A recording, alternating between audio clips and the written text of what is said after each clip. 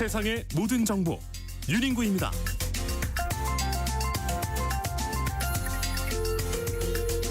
안녕하십니까, 윤인구입니다. 점심 맛있게 드시고 계신지요? 쇼트트랙 여자 대표팀이 2026 밀라노 코르티나 단페초 동계올림픽 여자 3000m 계주에서 금메달을 획득했다는 소식 모두 들으셨죠? 정말 장하고 대단합니다. 먼저 우리 선수들에게 큰 박수 보내면서요. 기술의 경연장으로 불리는 이번 동계올림픽의 숨은 IT 기술들을 김덕진 소장과 잠시 후에 알아보겠습니다. 오늘 오후 3시 운명의 시간이 다가오고 있네요. 윤석열 전 대통령의 내란 재판 1심 판결이 나오는데요. 쟁점과 파장을 김준일 평론가, 장성철 소장이 여의도 해장국에서 시원하게 풀어드리겠습니다.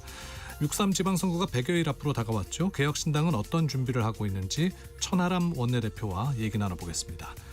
믿고 듣는 시사, 여기는 KBS 1라디오 세상의 모든 정보 윤인구입니다.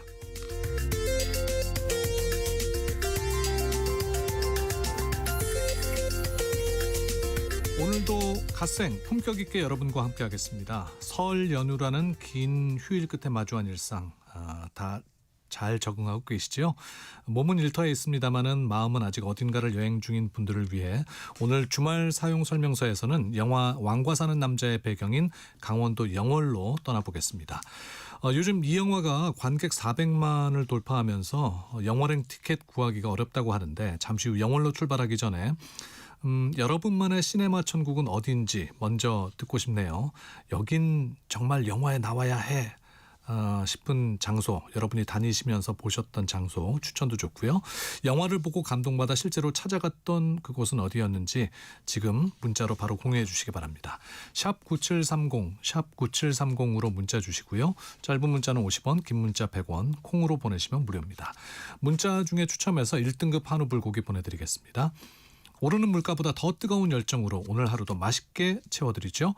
2월 19일 목요일 KBS 1라디오 세상의 모든 정보 윤인구입니다. 시작합니다.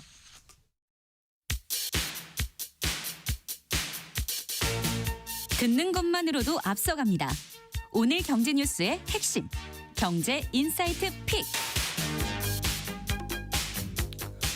뉴스는 많지만 내 지갑에 도움되는 소식은 따로 있습니다. 오늘 꼭 알아야 할 경제 뉴스만 픽해서 전해드립니다. 경제 인사이트 픽 임선 뉴스캐스터와 함께합니다. 어서 오십시오. 안녕하세요. 네, 설 연휴가 끝났습니다. 명절 지나고 이제 첫 거래일인데 오늘 증시 상황 살펴볼까요? 네, 연휴 끝나고 첫 거래부터 무섭게 치고 나가고 있습니다. 코스피 급등세 보이면서 사상 처음으로 5,600대 올라섰는데요. 현재도 2% 넘는 오름세 보이면서 5,600대 중반에서 움직이고 있고요. 수급 상황 보면 오늘은 기관이 홀로 사들이고 있습니다. 또 코스닥도 가파르게 오르면서 올해 두 번째 매수 사이드카까지 발동했습니다. 오늘 상승 흐름은 반도체 투톱덕을 톡톡히 보고 있는데 삼성전자와 SK하이닉스 각각 장중 19만 전자, 90만 닉스의 벽을 넘어서기도 했고요. 간밤 이 뉴욕 증시에서 엔비디아와 메타가 맞손을 잡았다는 소식, 아마존을 비롯한 대형 기술주들이 강세를 띠고 이 필라델피아 반도체 지수도 오름세 보이면서 훈풍을 그대로 이어받는 모습입니다. 또 미국 행정부의 조선업 재건 행동계획 발표에 조선 관련주도 급등세 보이고 있고, 네. 증시 불기둥에 증권 종목도 강세 보이고 있습니다. 지금 코스피가 5,653.49를 보이고 있습니다. 밤새 중요한 뉴스가 나왔네요. 미국 연준 FOMC 의사록이 공개가 됐다면서요?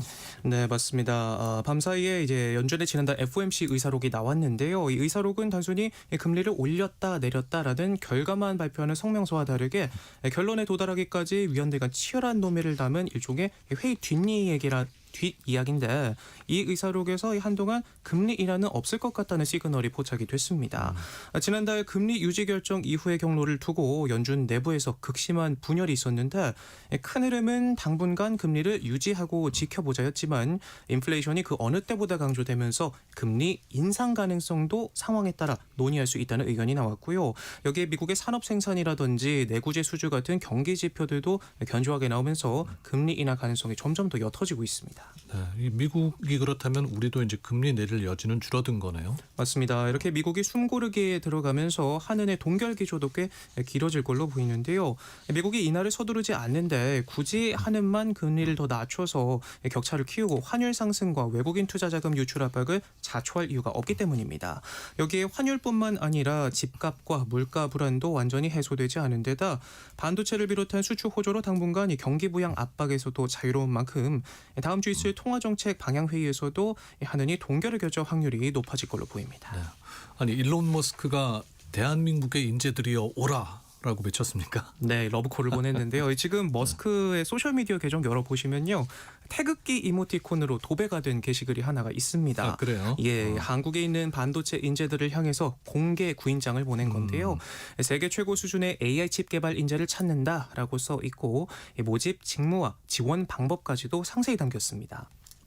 이렇게 CEO가 직접 나서서 특정 국가 인재들에게 공개적인 러브콜을 보낸 것 자체가 이례적인 일인데 테슬라가 구상 중인 초대형 반도체 생산 시설을 염두에 둔 것이라는 분석이 나옵니다. 이제 테슬라는 사실 전기차 회사로 보기는 어렵잖아요. 자율주행에서 로봇으로 그리고 상장을 앞두고 있는 스페이스X까지 중심축을 미래 사업으로 옮기면서 AI 역량 키우기에 집중하고 있는데 우리나라가 가진 이 메모리 반도체 분야의 전문성과 설계 역량을 노리고 있는 걸로 보입니다. 특히나 머스크가 이번 채용과 관련해서 이 설계뿐만 아니라 제조 직군까지 언급했다는 점에서 본격적인 홀로서기를 위한 준비를 하고 있다 이렇게도 보여지는데 테슬라뿐만 아니라 엔비디아부터 구글 같은 빅테크 기업들까지도 우리나라의 반도체 인력을 영입하려는 경쟁에 뛰어든 상황이라 인재 유출을 막기 위한 우리 기업들의 전략도 필요하다는 지적도 나오고 있습니다. 네. 우리 직장인 평균 연봉이 4,500만 원이라는 조사 결과가 나왔어요. 예. 이게 한 달로 치면은 이제 400만 원 가까이 되는 건데 이게 그냥 평균 수치라는 거죠. 맞습니다. 이 숫자로만 보면은 이렇게나 많이 받나 싶을 수 있는데 실제는 조금 다릅니다. 요즘 SNS 같은 데서 월급으로 뭐 얼마 받는다 이런 글들 많이 보이잖아요. 그런데 실상 들여다보면 이 연봉 4,500만 원, 월급 400만 원이라는 평균은 소수의 고소득자가 크게 끌어올린 수치고요. 소득을 줄 세웠을 때 한가운데 있는 중위 연봉은 3,417만 원, 월 285만 원 수준이었습니다. 평균과 중간값 사이에 1,000만 원이 넘는 차이가 나고 풀어 말하면 직장인의 절반은 세전 월 300만 원도 채 받지 못한다는 의미로 볼 수 있습니다. 그러니까 고액 연봉자가 이제 평균을 많이 올린 거네요. 맞습니다. 상위 10%의 평균 연봉이 9,100만 원이 넘고요. 상위 1%로 범위를 좁히면 3억 원대입니다. 네. 특히 0.1%의 초고소득층은 평균 연봉이 거의 10억 원에 달하는데 이런 초고소득 구간이 전체 평균을 끌어올리는 구조라고 합니다. 실제로 상위 20%를 제외한 나머지 80% 직장인의 평균 연봉은 3천만 원 안팎에 그치는데 결국 10명 중 8명은 평균 4,500만 원보다 한참이나 적게 번다. SNS에 떠도는 글들이나 평균 숫자만 보고 괜히 비교하면서 속상해하실 필요는 없다. 이렇게 말씀드리고 싶네요. 네. 정부에서는 이제 기초연금을 개편하기로 했습니다. 이게 어떤 내용인지 좀 자세히 설명을 해주시죠. 네, 아시다시피 기초연금은 대표적인 노후 안전망으로 꼽히죠. 하지만 노인 인구가 늘면서 재정 부담이 커지고 있는데 이 때문에 지급 기준을 조정해야 한다는 목소리가 커지면서 정부가 개편을 추진하기로 했습니다. 현재는 만 65세 이상 노인 가운데 소득 하위 70%에게 매달 34만 원씩 지급되고 있는데요. 네. 노인 인구가 늘면서 수급자는 지난해 770만 명까지 뛰었고 올해 쓰이는 정부 예산만 27조 원에 달한다고 합니다. 10년 전과 비교하면 배 이상으로 늘었고 2050년에는 46조 원까지 늘어날 것이라는 전망까지도 나오는 데다 노인 빈곤 개선이라는 본래 취지와 다르게 전체 가구 소득으로만 보면 사실상 중산층도 수혜 대상에 들어간다는 점도 고민을 키우고 있습니다. 예를 들어서 올해 다른 소득이 없고 근로소득이 월 468만 원인 경우 기초연금 지급 대상이 되는데 부부 가구는 최대 796만 원을 벌어도 리스트에 올라갈 수 있고요.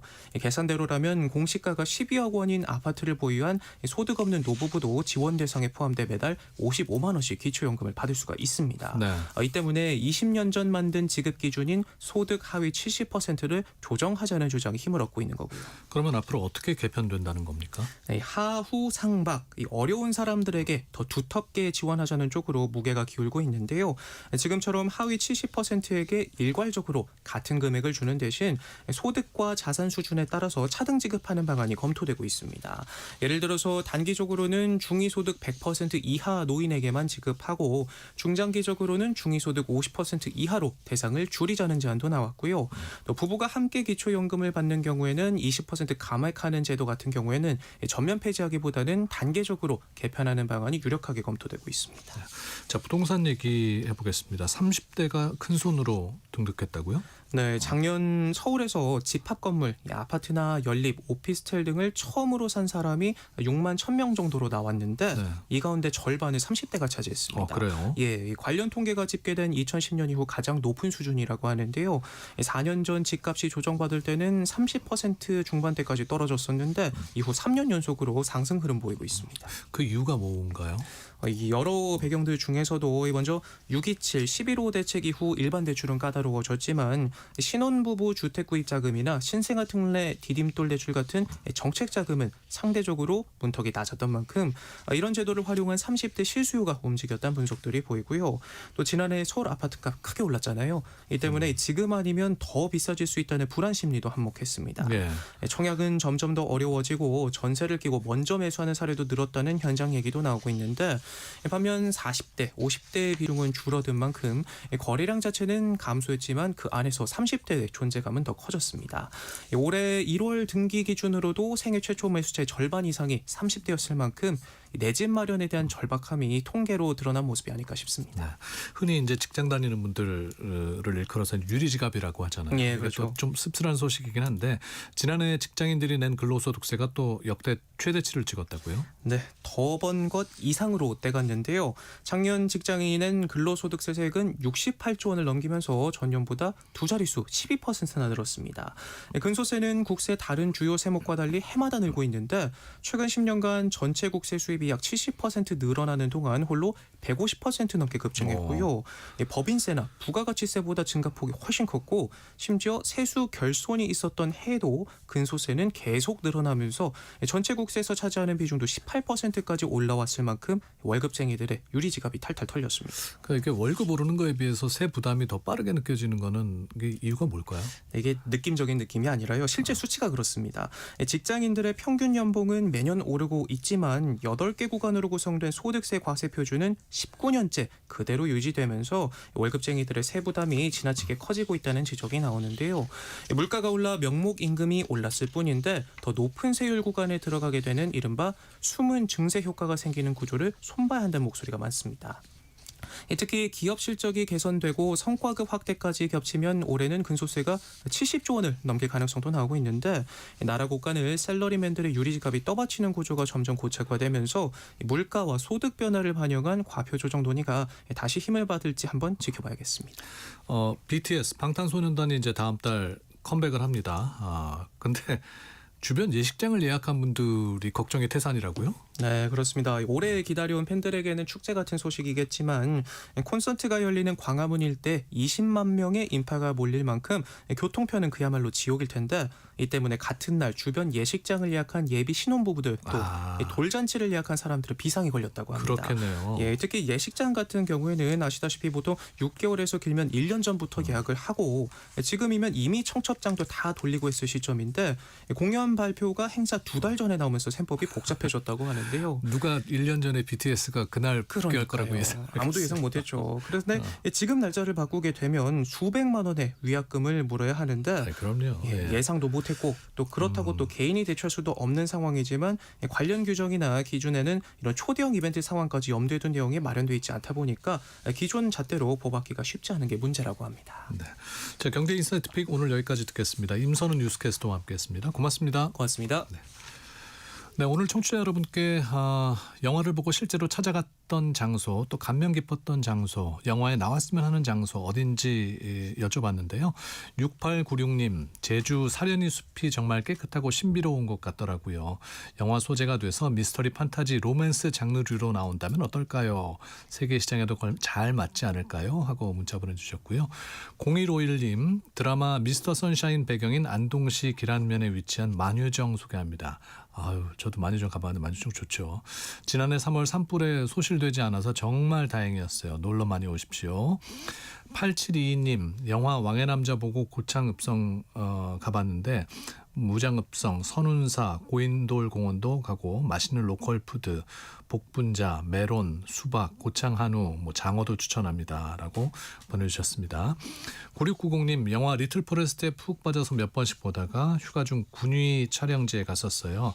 남편은 이해를 못했어요. 라고 하셨는데 3612님, 집 근처에 오봉산이 있는데 여기서 엽기적인 그녀 촬영을 등장을 했답니다.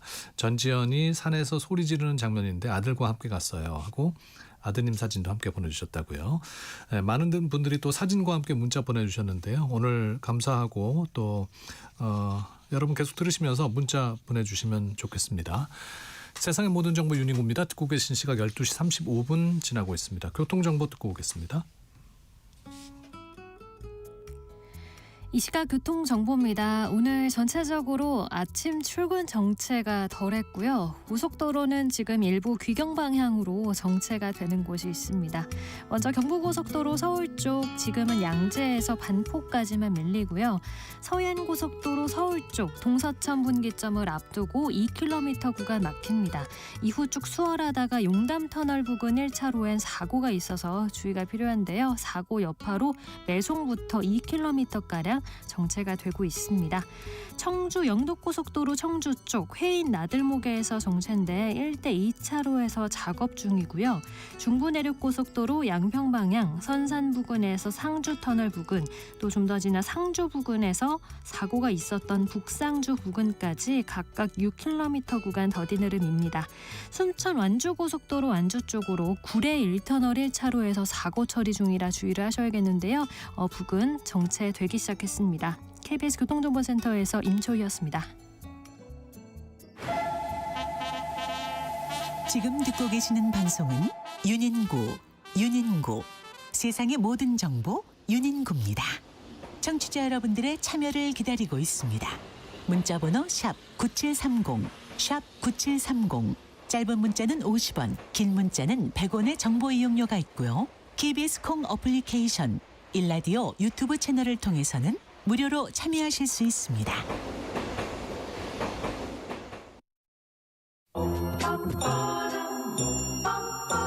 오늘보다 더 스마트한 내일. IT 연구소. 빠르게 변하는 IT 세계 속 주목할 만한 이슈들 짚어보는 시간입니다. IT 연구소, 커뮤니케이션 연구소 김덕진 소장과 함께합니다. 어서 오십시오. 네, 안녕하세요. 반갑습니다. 김덕진입니다. 명절 잘 보내셨습니까? 네, 뭐 벌써 명절 끝났나 이런 생각 들 정도로 그냥 가족들하고 오랜만에 푹 쉬고 재밌게도 놀고 그렇게 했었습니다. 맛있는 거 좀 많이 드셨어요? 많이 먹었는데요. 또 먹고 싶네요. 아니 이번에 그 네. 설 명절이 또 동계올림픽 기간하고 겹쳐서 맞아요. 아마 올림픽 보면서 그때 뭐 이 JTBC에서만 중계해가지고 그러니까요. 확실히 보기가 좀 불편해진 건 사실인 것 같고요. 그런데 이제 뭐 핸드폰으로 찾아보거나 이제 한두 번씩 그래도 또 메달 땄다라고 하면 또 보기도 하고 그래서 또 어제도 또 즐거운 소식이 있었잖아요. 새벽에 오늘 새벽에 네, 오늘 새벽에 대박이죠. 네, 그래서 또 몇 번 돌려보면서 정말 대단하다 이런 느낌도 갖고 그랬었어요. 어떻게 이렇게 뒤에 가다가 전략적으로 그냥 순간에 탁 치고 나가는. 그러니까요. 네. 아무리 AI가 발전해도 스포츠의 매력은 역시 사람이 해야지 또 매력 있는 것 같습니다. 그리고 또 승부의 세계는 냉정하다. 맞습니다. 이게 뭐 IT 업계도 마찬가지 아니겠습니까? 맞습니다. 예. 맞습니다. 이번에 또 올림픽에서 경기 못지않게 화제가 되고 있는 게 AI와 IT 기술이라면서요? 네, 맞습니다. 이번 올림픽에서 IOC 커번트리 위원장이 직접 뭐라고 그랬냐면 역사상 가장 스마트한 올림픽이다 이렇게 선언을 했습니다. 그러니까 가장 스마트한 올림픽하면 좀 뭔가 달라져야 되잖아요. 네. 뭐가 달라졌냐면 말씀해주신 대로 이번에는 이제 우리가 좀 TV에서 이 영상들 좀 보기 좀 상대적으로 어려워졌잖아요. 그런데 웹사이트에서 또 이제 좀 정보를 좀 하나 알려드리려고 합니다. 네. 그게 뭐냐면 이번에 이 알리바바 클라우드랑 IOC가 공동으로 올림픽 역사상 최초로 AI 챗봇이 공식적으로 이제 도입한 대회라고 보시면 돼요. 그래서 이게 이제 알리바바의 모델 Q&A라고 하는 모델을 기반으로 해서 올림픽 AI라는 챗봇이 있습니다. 그래서 네. 거기에서 공식 웹사이트에서 실시간 뭐 경기 정보나 규칙 설명이나 콘텐츠 요약 같은 거를 무려 119개 언어로 지금 해주고 있어요. 119개 언어. 네. 그래서 오늘 그 김덕진 소장님이 이 소식 전해주신다 그래서 제가 이 홈페이지를 들어가서 네. 한국어로 물어봤거든요. 네. 느리던데.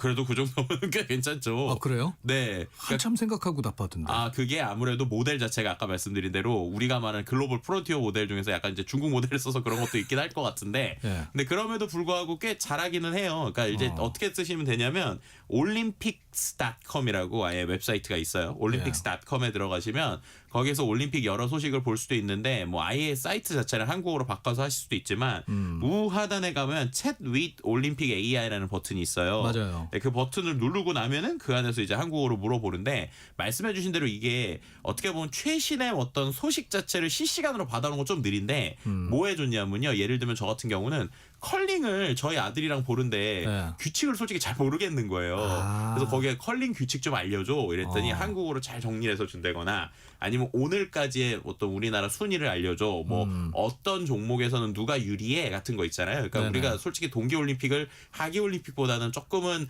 좀 덜 친숙한 부분들이 있지 않습니까? 그런 부분들을 AI한테 물어보니까 거기에서 일반적인 정보랑 또 이번의 경기에 대한 내용을 같이 주니까 그럴 때는 좋더라고요. 그러니까 그래서 올림픽위원회에서는 어쨌건 동계올림픽에 대한 관심을 그렇게 끌어들일 수 있는 도구로 또 이 그쵸. 채팅을 AI 채팅을 쓰는 네. 거네요. 네, 맞습니다. 그래서 이제 AI 일반 AI 서비스도 있지만 일반 AI 뭐 챗GPT 같은 데 물어볼 때보다는 이 올림픽 AI한테 물어보면 아까 말씀드린 대로 정보를 조금 더 잘 정리해주고 거기에 이번 올림픽에 대한 내용도 같이 주니까 이제 어디 가서 예를 들면은 나 올림픽 안 봤는데 뭐 올림픽 본 것처럼 얘기하기도 되게 좋기도 하고 또 아니면은 여러 가지 정보를 좀 전달해드릴 수 있으니까 이 올림픽스.com이라는 사이트 한번 들어가셔서 한 번쯤 해보시면 또 재밌을 것 같습니다. 네. 이것뿐만이 아니라 이제 우리가 보는 화면 자체도 달라졌다고요? 네, 맞습니다. 이제 이번 올림픽이 경기도 상당히 감동적이긴 하지만 기술적인 면에서 확실히 좋아진 게 이제 IOC산의 올림픽 방송 서비스 이걸 이제 줄여서 이제 OBS라고 하는데 이번 대회를 기점으로 중계 시스템 전체를 이제 100% 클라우드 기반으로 전환한 또 이제 첫 번째 이제 어떻게 보면 경기이기도 합니다. 이게 뭐가 달라진 거예요? 그러니까 기존에 우리가 보통 외국에서의 스포츠를 본다라고 하면 이제 위성으로 이렇게 오는 걸 이제 기억을 예. 하시잖아요. 아마 윤인관 아나께서도 여러 가지 하실 때 위성으로 하다 보니까 근데 위성으로 하면 두 가지 이슈가 있죠. 예를 들면 중계 상황이 안 좋아졌다. 그럼 갑자기 뭐 좀 통신이 끊기기도 하고 좀 속도적인 면도 있고 또 이제 위성으로 받아온 거를 여러 가지 소스로 또 쓰려면 변환을 하거나 좀 복잡한 부분이 있는데 이게 클라우드라고 하는 거 쉽게 설명을 드리면 우리가 뭐 유튜브 같이 이제 그 인터넷 기반으로 모든 영상이 바로 오고 그 안에서 볼 수 있다는 거예요. 네. 근데 그렇게 되면은 일단은 위성처럼 끊기는 게 좀 덜 하는 부분이 하나 있고 오히려 이제 제일 두 번째로 중요한 건 그 소스가 100% 그냥 처음부터 컴퓨터에서 쓸 수 있는 디지털로 오다 보니까 바로 이게 실시간으로 뭔가 여러 가지 관점에서의 뭐 AI 기반의 리플레이 시스템이라든지 아니면은 뭔가 이렇게 화면을 빨리 잘라서 쇼폼으로 만든다든지 예를 들면 영상에 여러 가지 하이라이트를 빨리빨리 준다든지 그런 거라기 조금 유리한 상황이라고 보시면 될 것 같습니다. 그러니까 어떻게 보면은 사용자, 그러니까 우리가 보는 시청자들 입장에서는 다양한 각도나 다양한 정보들을 빠르게 볼 수 있다. 그리고 고화질로 볼 수 있다. 뭐 이런 것들이 어떻게 보면 시청자들 입장에서의 큰 의미라고도 볼 수 있는 것이죠. 그러니까 이전에는 이게 뭐 보면은 스포츠 PD들 경기 이 중간중간에 이 네. 하이라이트 편집하느라고 네. 엄청 뭐 정신없이 바쁘고 그랬는데 그렇죠. 조금 한결 수월해졌다는 얘기네요. 네네네, 그렇죠. 그리고 좀 더 속도감 있게 할 수도 있고 또 최근에 여기 AI도 좀 도입돼가지고 어느 정도긴 하지만은 이제 기본적인 컷들을 좀 쪼개주거나 이제 어떤 다양한 각도로 볼 수 있게 하거나 이런 것들도 이제 AI가 좀 도와줄 수 있게 이런 시스템이 되는 게 어떻게 보면 클라우드 기반에서이기 때문이라고 말씀드릴 수 있을 것 같습니다. 네. 그리고 이번 올림픽은 보니까 뭐 선수들을 뭐 바로 옆에서 위에서 뭐 찍어서 보여주고 그러는데 이거는 어떤 기술인 거예요? 그러니까 이게 FPV 드론이라는 게 이제 생긴 거예요. 그러니까는 드론이 되게 큰 것도 있고 작은 것도 있는데 요즘은 뭐 되게 조그만한 것들 중에 1인칭 시점의 드론이 있는 겁니다. 그러니까는 선수들이 실제로 뭐 예를 들면 100km 넘는 속도로 활강을 하고 있는데 그 바로 옆을 추격해서 마치 이 선수가 보는 것처럼 실제로 보여주는 것들을 하는 거예요. 근데 이게 되는 이유가 드론이 무게가 250g밖에 안 됩니다.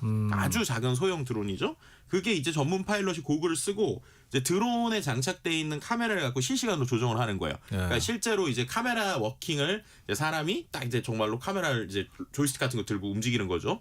그래서 정말 다이나믹하게 하는데 그 부분에서 이제 실제로 뭐 루지 경기 같은 경우에는 사상 최초로 드론이 아예 트랙 안을 따라서 촬영도 했다고 그래요. 그래요? 그러니까 정말 그 촬영하시는 분들 대단하신 것 같은데 그러니까 보는 사람도 박진감이 넘쳐. 겹치는 거네요. 그렇죠. 네. 그렇게 되니까 스노보드, 프리스타일 스키 같은 종목에서 대폭 좀 활용이 되기도 했습니다. 네. 그러니까 그 우리 금메달단 최가훈 선수 네. 스노보드 하프파이프 경기할 때 그렇게 박진감 넘치게 정말 내가 타는 것처럼 맞아요. 느낄 수 있었던 거고. 네, 맞습니다. 뭐 최가훈 선수 경기뿐만 아니라 뭐 스노보드 평행대회에서 은메달 딴 김상겸 선수 경기에서 드론 영상이 큰 역할을 하기도 했는데, 과거에는 이제 단일 화면으로 좀 평이하게 잡혔던 장면이 선수를 따라서 드론이 움직이니까 동작의 미세한 차이까지도 이제 구별할 수 있게 되는 장면이라고 보시면 될 것 같습니다. 그러니까 드론의 활용도도 갈수록 다양해지네요. 네. 근데 뭐 저도 그 텔레비전 생방할 때 보면 드론이 오래 날지 못하더라고요. 맞아요, 그게 이제 맞아요. 배터리 문제인 거죠. 맞습니다. 여기서는 어떻게 해결을 합니까, 그러면? 그러니까 이게 이제 드론을 실제로 도입을 한 거는 이미 뭐 지난 뭐 올림픽 때도 여러 가지를 했었는데, 기존 이제 드론하고 이번에 또 달라진 거 아주 재밌는 게, 예전에는 드론이 한두 번 비행하면 충전하러 돌아와야 됐어요. 근데 얘가 이제 돌아오면 어떤 자리에 딱 앉고 그 안에서 또 이제 드론에 배터리를 갈아야 되니까 화면이 끊기거나 다른 카메라로 좀 급히 전환하는 기간이 오래 걸릴 거잖아요. 그렇죠. 근데 이번에 말씀드린 대로 이 250g짜리 드론인데, 얘가 참 재밌는 게 배터리가 조금 다 된 것 같다라고 하면은 경기장 주변에 있는 드론 운용 스태프의 이제 손에 바로 이렇게 탁 근처에 오게 됩니다. 그러면 사람이 손으로 그냥 바로 이걸 잡는 거예요. 이제 이렇게 딱 채는 거예요. 그러니까 복귀도 이렇게 자동 모드로 돌아오게 하는 그게 있던데. 네, 근데 예전에는 이제 이게 정확하게 조금 사이즈가 클 때는 이 드론이 와서 예를 들면 어떤 안전 위치에 딱 이게 이제 어떻게 착지를 하고 그 다음에 배터리를 갈고 막 이랬는데, 이거는 이제 주변에 오면 그냥 손으로 탁 낚아챈다고 보시면 돼요. 그래서 손으로 탁 낚아챈 다음에 충전된 배터리 팩을 빠르게 분리 결합하는 이제 패스트 스왑 방식이라는 걸 쓰거든요. 그렇게 한 다음에 또 어떻게 되냐면, 이걸 또 날려야 되잖아요. 날릴 때 사람이 던집니다. 네, 사람이 이렇게 퉁 던지면 바로 이게 비행이 재개되는 방식이에요. 그러니까 예전으로 치면 마치 F1 레이스 생각하시면, 이게 피트에 딱 들어와가지고 빠르게 순식간에 그냥 바퀴 교환하고 배터리 기름 넣고. 그러니까 바퀴를 팍 교환해서 가잖아요. 네. 그런 거 비슷하게 조그마한 드론이 주변에 오면 탁 잡아서 빠르게 배터리 갈고 바로 또 손으로 달고 날리니까 예전보다 확실히 경기 흐름이 좀 덜 방해되면서 몇 초 안에도 빠르게 되면 교체가 가능하니까 이런 방식으로 이제 드론이 계속 쉬지 않고 날아다니는 것 좀 보일 정도로 그 이제 끊임없는 중계나 다양한 각도의 공중 촬영이 좀 가능해졌습니다. 네. 아, 신기하네요. 네. 저는 이번에 또 그 피겨 스케이팅 보니까 회전할 때 그 네. 몸이 돌아가는 한 장면 한 장면을 이렇게 세 분에서 나눠서 보여주는 거하고 360도로 카메라가 쑥 돌면서 그 회전하는 장면을 신기하더라고요. 네, 맞습니다. 실제 그게 이제 AI 기반의 360도 리플레이 시스템이라고 보시면 될 것 같은데, 이 역시도 아까 말씀드린 클라우드 안에서 이제 돌아가는 거예요. 그래서 여러 대의 카메라가 따다다닥 촬영을 하면 AI가 그걸 분석을 합니다. 그리고 나서 360도짜리 영상을 몇 초 만에 자동으로 생성을 하는 거예요. 그러니까 네. 정확하게 말하면 카메라가 다 이렇게 비디오를 찍는 게 아니라 사진을 여러 개를 차차차차 찍은 다음에, 최근에는 야구장 가보면 그렇게 그렇죠. 하더라고요. 네. 네, 그래서 AI가 그거를 아주 빠르게 자동으로 따라락 생성을 해주는 거죠. 근데 이게 또 단순히 그냥 영상만 모아주는 게 아니라 선수가 점프하는 순간을 공중에서 멈춰놓고 다양한 각도로도 이제 볼 수 있는 거예요. 그러면서 점프 높이, 뭐 채공 시간, 착지 속도 같은 데이터까지 화면으로 실시간으로 표시가 된다라고 보시면 될 것 같고요. 그 다음에 또 여기에 차세대 동작 분석 시스템까지 피겨 스케이팅에 들어갔습니다. 그래서 14대의 8K 고해상도 카메라가 네. 1초에 4만 장의 이미지를 캡처를 해요. 그러니까 1초 착각할 동안 엄청나네요. 이미지가 4만 4만 장이 장, 나오는 1초에 거예요. 4만 장. 네, 그래서 그거를 AI 알고리즘 분석을 해서 20초 만에 주요 장면을 3D로 이제 재구성을 해서 선수들의 점프를 뭐 높이, 회전 속도, 엣지까지 이제 바로 확인을 할 수 있게 되는 거고요. 그 다음에 이것도 아마 보셨을 텐데, 시공간 슬라이스라는 기술이라고 해서 선수의 연속적인 움직임을 하나의 정지 화면에 보여줘서 이게 컷 이렇게 맞아요. 보여주는 것 같은, 이렇게 되니까 시청자들이 기술의 난이도나 완성도를 이제 직관적으로 이해할 수 있게 이제 도와주는 이런 영상 기법들도 이제 AI를 통해서 만들어졌습니다. 그러니까 피겨 같은 데는 순간에 벌어진 그 기술적인 장면들을 놓치기가 쉬운데 그렇죠. 이렇게 정지 화면으로 쫙 돌아가는 모습을 보여주니까 훨씬 그 이해하기가 쉬운 것 같더라고요. 그러니까요. 저는 뭐 초당 4만 장 찍어봤자 거의 다 똑같이 나올 텐데 그 움직임을 정말 이렇게 딱 보여주니까 이게 정말 대단한 기술이라고 볼 수 있는 것이죠. 그래서 이 스포츠 게임, 특히 올림픽 같은 데서는 이제 공정성에 대한 시비가 항상 있지 않습니까? 네. 근데 이렇게 뭐 사람의 눈에 더해서 이렇게 보는 눈, 특히 기계적인 판단으로 했을 네. 때는 이런 공정성 시비는 많이 좀 없어졌겠어요. 그렇죠. 아무래도 이제 판정에 도움을 주게 되는 것인데요. 뭐 링크나 슬로프 주변에 이런 8K 초고속 카메라가 여러 대를 이제 둘러 세워서 말 그대로 경기장을 3D 스캔하듯이 찍는 거예요. 경기장 자체를. 그러면 이제 그거를 가지고 움직이게 되는데 이제 영상들이 또 컴퓨터 비전 시스템을 통해서 선수들의 몸과 장비 움직임을 이제 3차원으로 재구성을 하니까 네. 예전에는 그냥 슬로우 모션 몇 컷 돌려보면서 착지 순간에 이게 뭐 블레이드가 돌아갔냐 안 돌아갔냐 이런 걸 눈으로 감지했다라고 하면은 그것도 사각지대는 잘 안 보이더라고요. 그렇죠. 또. 근데 이거는 이제 애매하죠. 아예 지금은 회전 각도, 뭐 착지 시점, 공중에 떠 있는 시간 같은 게 다 데이터로 숫자로 나오는 거예요. 그러니까 그 숫자를 갖고 보니까 판정의 참고 자료로 쓰는 거고요. 그렇게 되니까는 뭐 회전이 다 채웠는지, 특히나 넘어졌을 때 넘어지기 직전에 실제로 회전수 다 채웠는지 이런 것들도 다 분석이 되니까 애매한 장면에서 심판이 AI로 뽑아주는 이 3D 리플레이 수치를 같이 보면서 이제 판정을 하는 거죠. 그러니까 일종의 뭐 느낌상 불리했다라는 논란은 좀 줄어들 수 있다, 뭐 이렇게도 말씀드릴 수 있을 것 같습니다. 저는 그 중계하는 해설위원들이나 캐스터들 정말 3바퀴만 돌았는지 4바퀴만 돌았는지 그걸 어떻게 보는지 그러니까요. 이해가 안- 네, 정말 대단한 것 그분들한테도 같아요. 좀 심판이 주는 AI 데이터 같이 줬으면 좋겠다는 생각도 드네요. 스키 점프 같은 종목은 뭐 선수들 몸에 센서가 붙어 있다면서요? 네, 맞습니다. 이제 점프대 착지 지변 주변에 이제 고속 카메라랑 센서를 깔고요. 그다음에 일부 선수 장비에다가 속도랑 가속도랑 자세를 재는 일종의 웨어러블 센서가 달려 있는 거예요. 네. 그럼 이거를 가지고 어떻게 되냐면 이 데이터가 실시간으로 이렇게 전송이 되니까 이 점프대에서 언제 턱에서 발을 뗐는지, 또 공중에서 몸이 얼마큼 기울었는지, 착지 순간 속도는 얼마큼이었는지 이런 것들을 정말 프레임 단위로 분석을 합니다. 그런데 이제 여기서 AI가 그러면 야 이건 좋은 점프야 나쁜 점프야 이런 점수를 대신 매기는 것까지는 아니고요.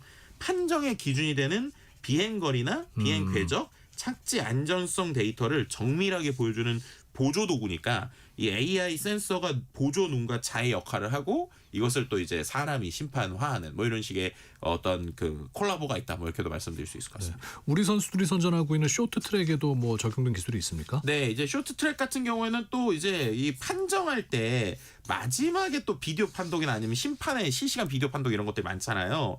근데 이럴 때 이제 좁은 곳에서 여러 선수가 동시에 고속으로 진행을 하는데 이때 이제 어떻게 보면은 고화질의 모니터 같은 게 상당히 중요해요. 그래서 우리나라 이제 삼성전자가 최첨단 모니터를 다 공급을 하고 있어서 고해상도 모니터 때문에 이제 심판이 미세한 접촉이나 반칙을 좀 정확하게 확인할 수 있다, 뭐 이렇게도 말씀드릴 수 있을 것 같습니다. 근데 이번 올림픽에서 뭐 이런 기술들로 생긴 논란은 없었습니까? 이게 논란이 하나 있었는데요. 저작권에 대한 이슈가 하나 있었어요. 요즘에 AI로 이제 음악 만든다 이런 거 많이 들어보셨잖아요. 네. 근데 체코의 피겨 스케이팅 아이스댄스 남매인 이 카테리나 무라즈코바 그리고 다니엘 무라제크가 경기에 이제 나갔는데 그 배경음악 있지 않습니까? 네. 근데 배경음악을 AI로 만든 배경음악을 쓴 거예요. 근데 이게 좀 이슈가 된 게 뭐냐면 이 곡이 이제 98년도에 뉴 레디컬스의 히트곡인 You Get What You Give라는 이 노래가 있는데 그 노래 가사를 거의 그대로 쓴 겁니다. 그러니까는 AI가 노래 멜로디는 다르게 만들었는데 가사는 옛날에 있던 걸 거의 인용해서 쓰다 보니까 솔직히 이 팀이 성적은 17위밖에 되지 않았거든요. 네. 그런데 오히려 AI 음악 자체 사용했다는 게 화제가 되기도 했고 이것에 대해서 뭐 미국에 있는 스포츠 저널리스트도 이런 곡을 어떻게 문제없이 넘어갈 수 있을 거라고 생각해서 이해가 안 된다 뭐 이런 비판을 하기도 했고 또 자신의 예술인 거잖아요. 이게 보면은 네. 자신의 예술이 존중받기를 바라는데 음악이라는 예술에 뭐 관심을 두지 않았다 뭐 이런 식의 비난의 목소리도 나오고 뭐 이런 이야기도 좀 있었습니다. 네. 자, 오늘 이번 동계올림픽에 적용된 AI, IT 기술에 관한 이야기 나눠봤습니다. IT 커뮤니케이션 연구소 김덕진 소장과 함께했습니다. 고맙습니다. 네, 감사합니다. 1부 마무리하면서요. 아이유의 비밀의 화원 듣고 잠시 후 1시에 2부에서 뵙겠습니다.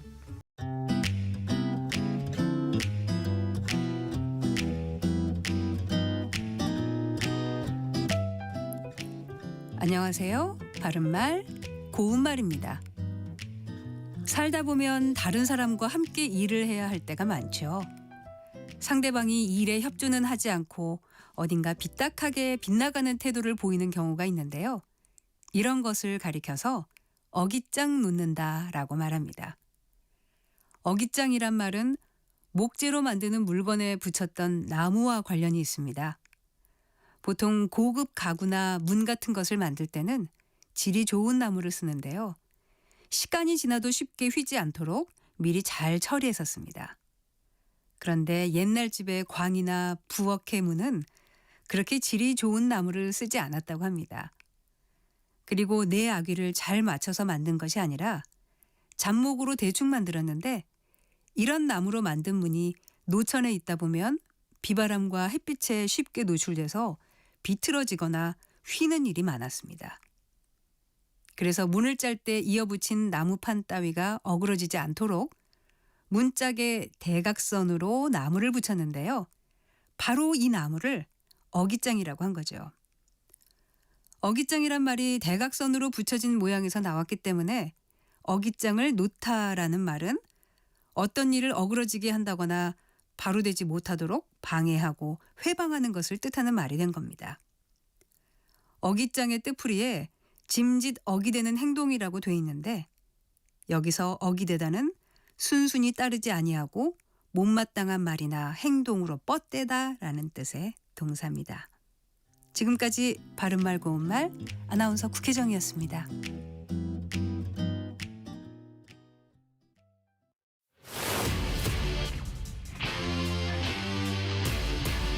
토론에 정답은 없습니다. 토론이 세상을 바꿀 수도 없습니다. 하지만 질문은 새로운 세상을 만들 수 있습니다. 질문으로 올바른 세상을 만드는 첫걸음. 평일 저녁 7시 20분 KBS 열린 토론.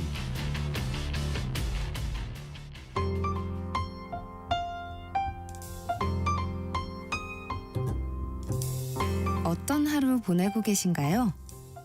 눈코 뜰 새 없이 바쁘게 지나가는 한 주. 따뜻한 시선으로 하루를 마무리합니다. 당신을 위한 지식 쉼터. 오늘 밤 일라디오. 월요일부터 금요일. 매일 밤 10시 5분에 시작합니다.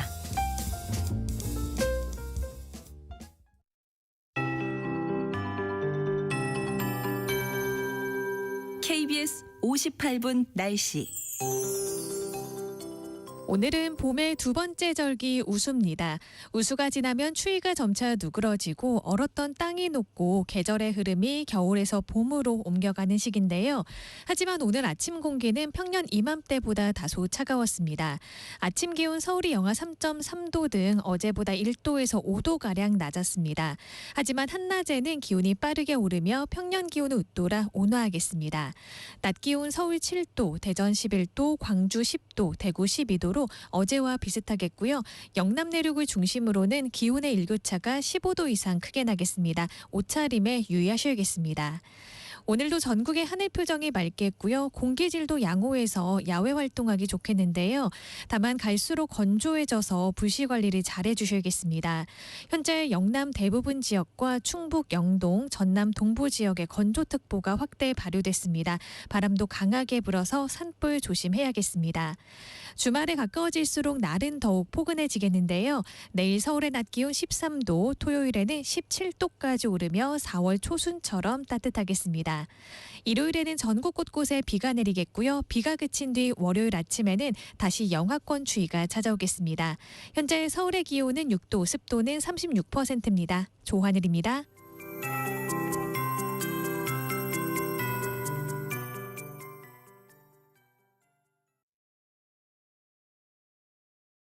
정성을 다하는 국민의 방송 KBS가 한시를 알려드립니다.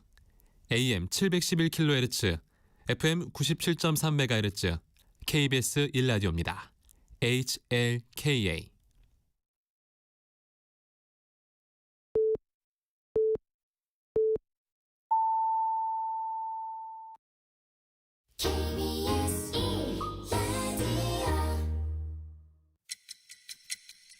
듣는 것만으로도 앞서갑니다. 당신의 갓생 파트너 KBS 1라디오. 세상의 모든 정보 윤인구입니다.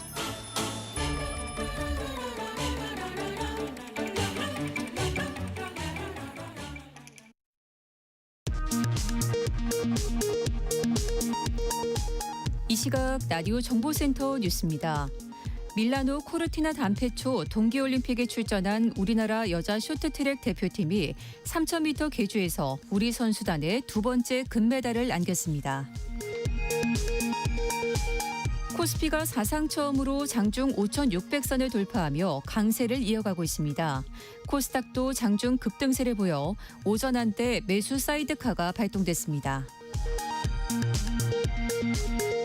지난달 수출이 반도체와 자동차 수출 호조로 658억 달러를 기록하며 1월 기준 역대 최대 실적을 기록했습니다. 수출은 지난해 6월 이후 8개월 연속 증가세를 이어가고 있습니다. 지난해 우리나라 항공교통량이 사상 처음 100만 대를 돌파한 것으로 집계됐습니다. 국제선의 이동량이 9% 넘게 늘었는데 일본 여행객 증가 등이 배경으로 꼽힙니다. 스위스에서 열린 미국, 러시아, 우크라이나 간 세 번째 3자 회동이 또다시 소득 없이 끝났습니다. 미국의 목표인 올해 6월 종전이 어려울 수 있다는 관측이 나옵니다. 지금까지 라디오 정보센터 뉴스 정원나였습니다.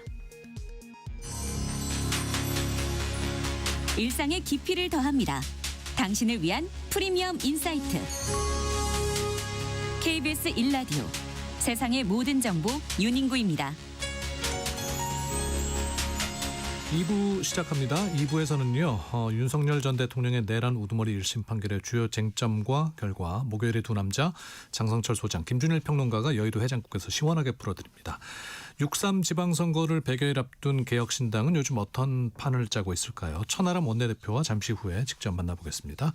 또 400만 관객을 홀린 영화 왕과 사는 남자의 그곳, 요즘 가장 핫한 강원도 영월의 숨은 명소들을 주말 사용 설명서에서 아낌없이 알려드리겠습니다. 2부 본격적으로 시작하죠.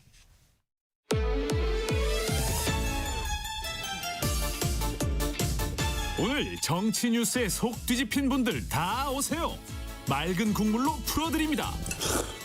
여의도 해장국.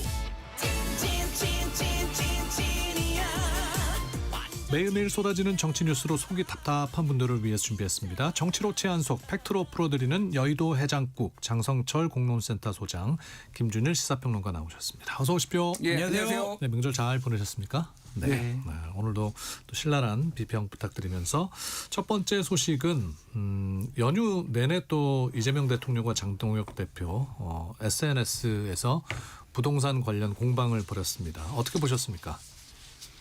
장동혁 대표가 이렇게 감성적으로 대응하는 것이 맞는가라는 좀 생각이 들어요. 대통령은 정책을 얘기하고 있잖아요. 논리적으로 얘기를 하고 있습니다.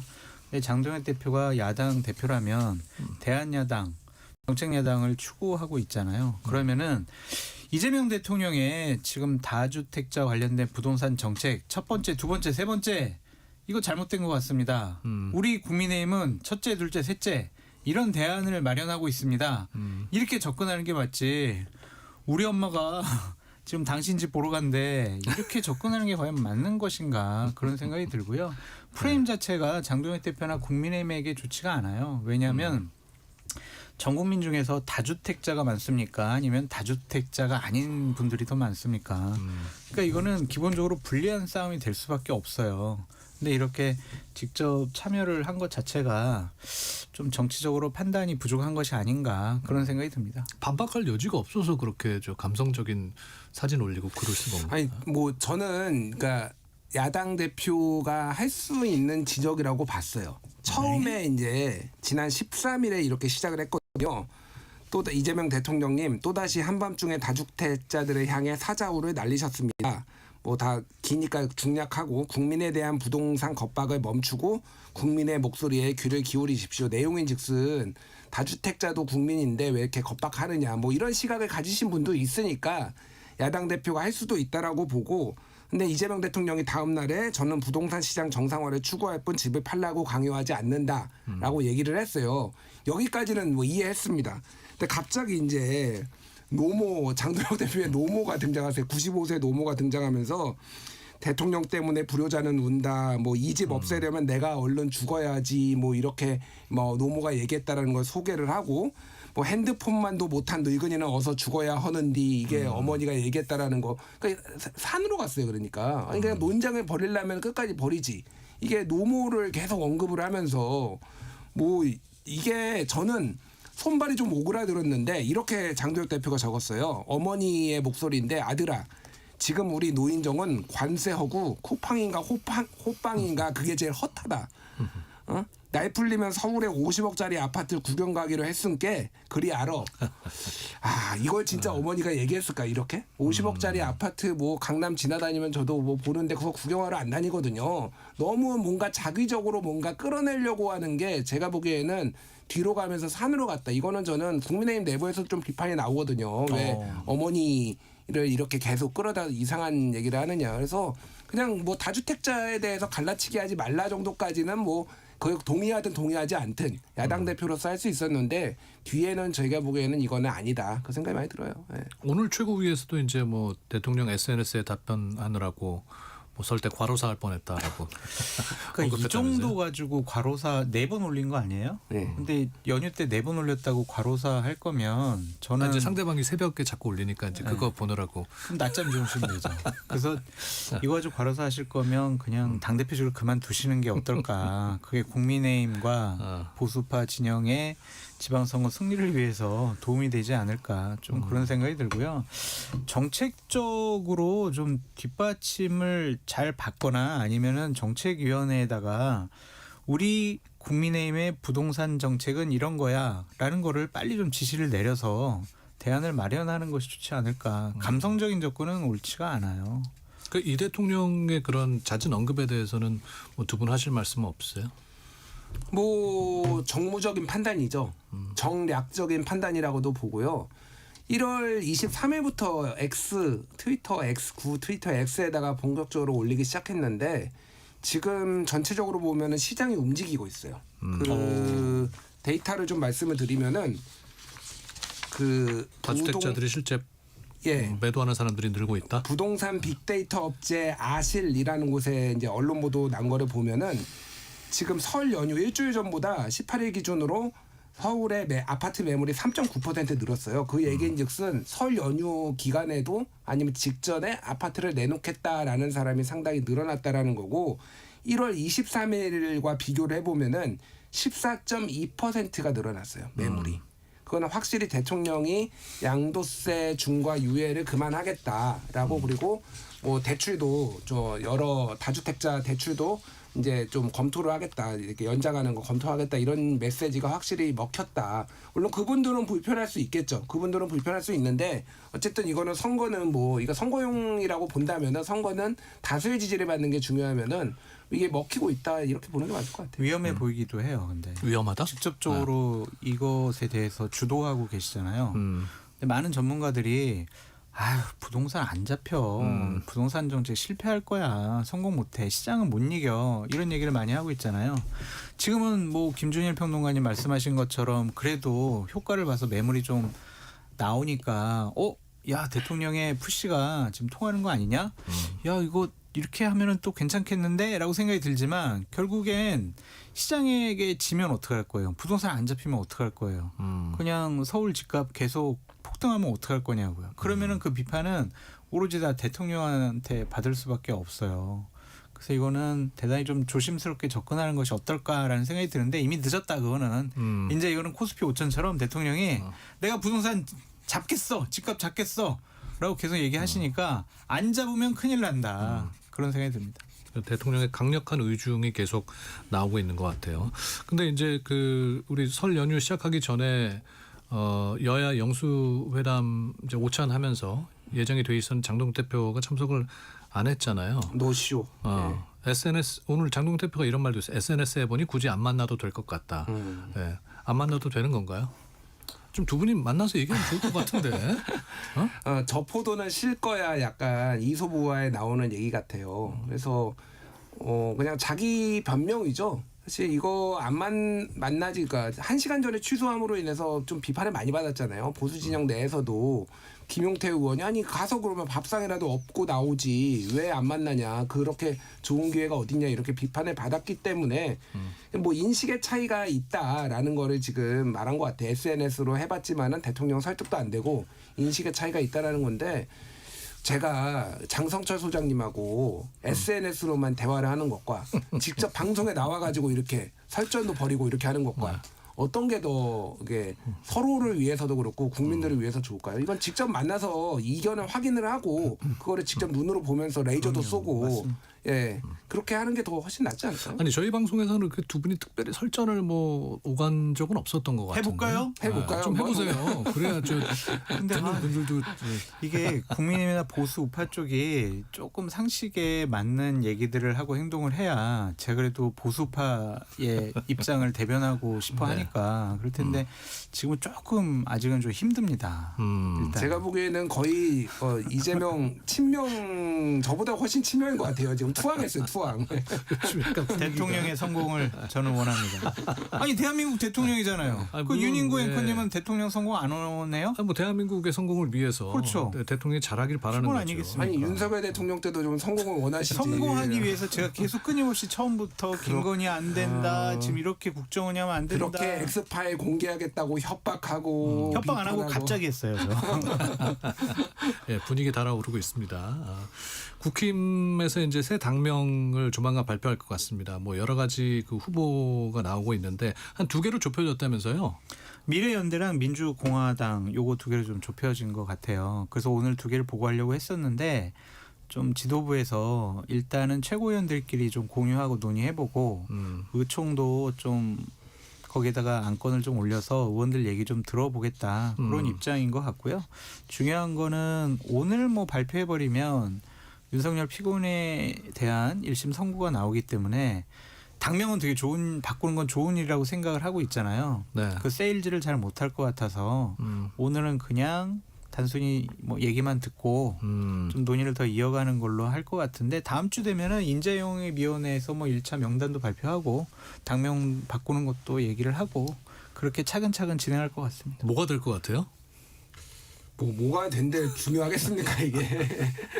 아니 지금 그래도 국민의힘이 당을 바꾸고 쇄신하고 개혁하고 이미지를 바꾸기 위해서 당명을 바꾸겠다고 하는데 그렇게 그냥 비아냥하고 조소하고 평가를 안 해주시는 게 평론가의 입장에 맞습니까? 아니 왜냐면은 제가 예전부터 전례를 말씀드렸는데 당명을 바꿔가지고 당이 잘 될 것 같으면은 2000년대 초중반에 민주당이 암흑기였거든요. 그때 이제 열린우리당부터 그래서 새정치민주연합 뭐 그래서 통합민주당, 민주통합당, 통합민주당 뭐 해가지고 더불어민주당까지 왔는데 그렇게 이름을 바꿀 필요가 없겠죠. 근데 이름을 바꿨다고 민주당이 그러면은 부활한 건 아니잖아요. 그러니까 그래서 당명을 바꾸는 거는 제가 보기에는 하책 중에 하책이다. 국민의힘 저는 좋아요. 저는 최고의 이름은 한나라당이라고 생각을 하고요. 지금 역대 보수정당 당명 중에서 사실. 그리고 국민의힘의 문제가 아니라 윤어게인이 문제죠. 지금 윤어게인하고의 관계를 어떻게 할 것이냐. 그게 뭐 핵심인 것 같습니다. 그래도 당명 바꾸면서 국민의 눈높이에 맞는 인재 영입과 쇄신을 해 나가겠다라는 것이 지금 장동혁 대표의 얘기인 것 같고요. 어쨌든 중요한 것은 절연이 아니라 전환이 중요하다.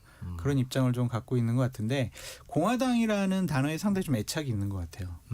제가 지난번에도 말씀드렸지만 공화당이라는 당명을 쓰려고 했는데 지금 마포에 당사를 갖고 있는 공화당이라는 당명이 중앙선거관리위원회 등록이 돼 있어요. 그런 문제가 생기는 건가요? 못 써요 이거는.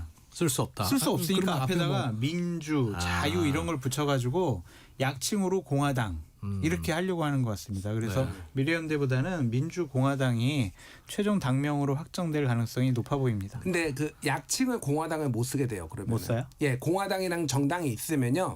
그거를 이제 풀네임이라고 하죠. 전체 이름도 있고 약칭도 그러면은 뭐 민주공화당이면 민공당이 될 수도 있어요. 그러면은 공화당이라고 못 불러. 왜냐면 공화당이라는 정당이 있는데 그게 선관위에서 원래 그렇게 해석을 하거든요. 못 써요? 약칭은 못 써요. 그래서 그냥 진짜요? 공화당을 합당을 해라 차라리. 그러려고 지금 하고 있는데 적대적 M&A를 하든 지금 몸값을 너무 높게 불러가지고 그 얘기 그쪽에서 잘 안 되는 것 같아요. 네? 그쪽에서 여지를 안 주는 거예요. 당 대표직 내나 공동당 대표 이렇게 요구하면 어떻게 해요? 그러면 공화당도 있고 우리 공화당은 합당. 그러니까 우리 공화당 합당 그러면은 뭐 자유통일당 합당 그냥. 그러면 1990년 민자당 이후에 구국의 3당 합당입니까 그러면? 보수대 통합이죠. 아니 근데 뭐 당명만 바꾸는 게 아니라 당 색깔도 바꾼다면서요? 안 바꿀 것 같아요. 그건 색깔을 안 바꾼다. 빨강. 네. 적당한 색깔이 없어요, 사실은. 적당한 색깔은. 아니 근데 아까 김준일 씨가 얘기한 대로 뭐 당명만 바꾸면은 이게 민심이 돌아오는 겁니까? 안 되죠. 당 대표가 바뀌어야죠. 지도부가 바뀌어야 합니다. 그리고 당 대표와 지도부를 둘러싸고 있는 여러 당직자들 그 사람들이 바뀌어야 합니다. 왜냐하면 그분들이 윤어게인을 계속 외쳤던 분들이고 관저앞에서 윤석열을 지키자고 했던 분들이잖아요.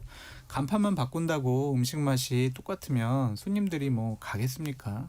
좀 소용없는 짓을 하고 있어서 이 당명은 한 6개월짜리가 아닐까 좀 그런 생각이 듭니다. 지방선거 지나고 나서 만약 지도 체제가 무너진다면은 또 새로운 당명으로 바꿀 가능성이 높아 보인다라고 말씀드려요.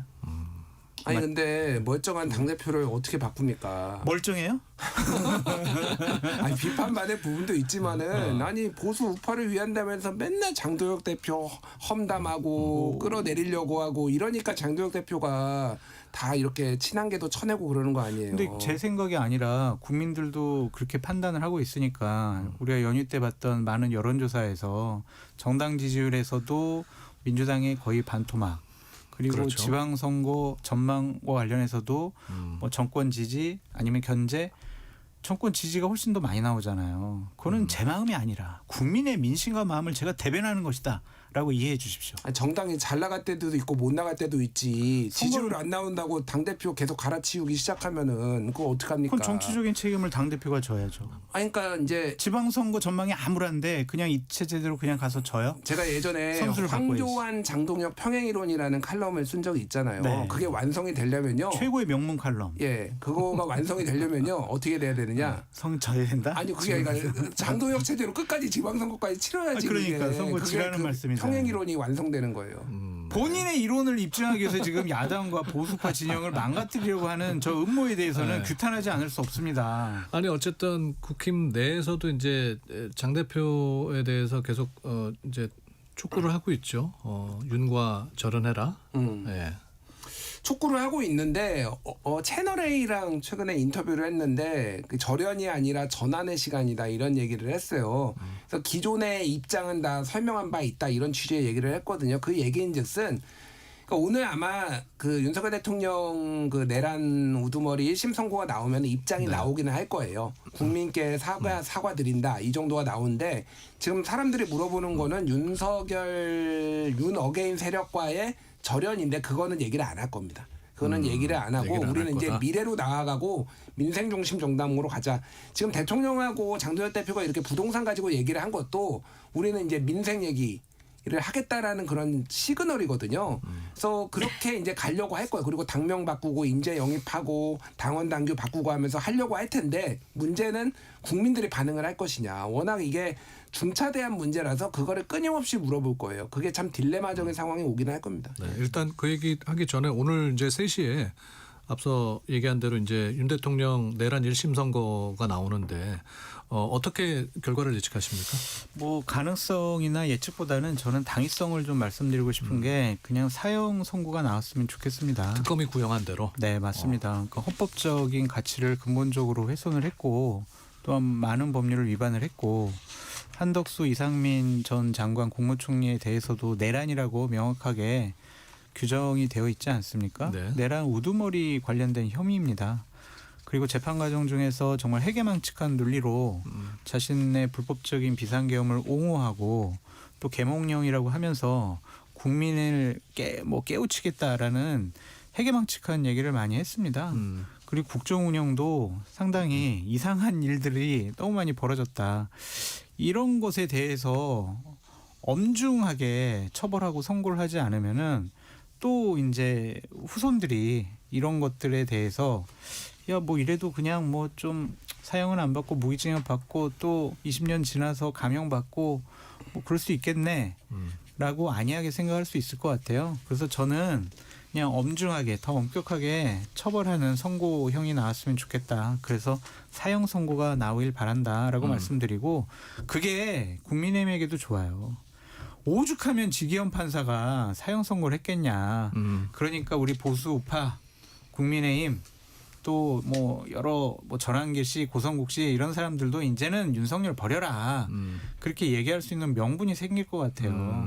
그래서 지기현 판사께서 제발 사형을 선고해 주시면 저는 보수주의자의 입장에서 감사하게 생각을 하고 싶다라고 말씀드립니다. 이미 선고문은 지금 이 시간이면 뭐 작성돼 있지 않겠습니까? 이미 끝났죠. 끝났죠. 설 전에 다 설 연휴 기간에 아마 다듬었을 것 같고요. 그러니까 이제 뭐 사형이냐 무기징역이냐 여부는 크게 중요한 것 같지 않고 일부에서 얘기하는 공소기각, 그러니까 공수처가 수사권이 없는데 이거를 수사를 해서 이거는 공소를 기각해야 된다. 라는 주장을 하시는 서정옥 변호사 같은 분들이 있어요. 제가 어제 그 자리에 있었어요.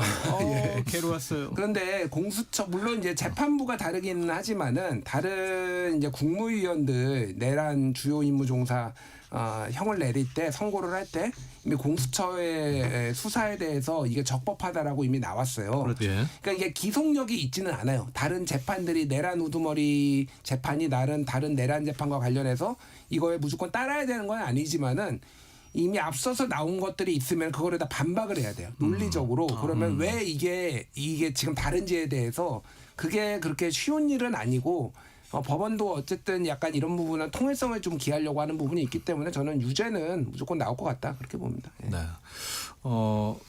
이전 재판에서 이제 한덕수 전 총리나 이상민 장관은 23년, 7년을 선고받았는데요. 형량 차이가 있었어요. 이거는 왜 이렇다고 보십니까? 판사가 달라서 그런 것 같아요.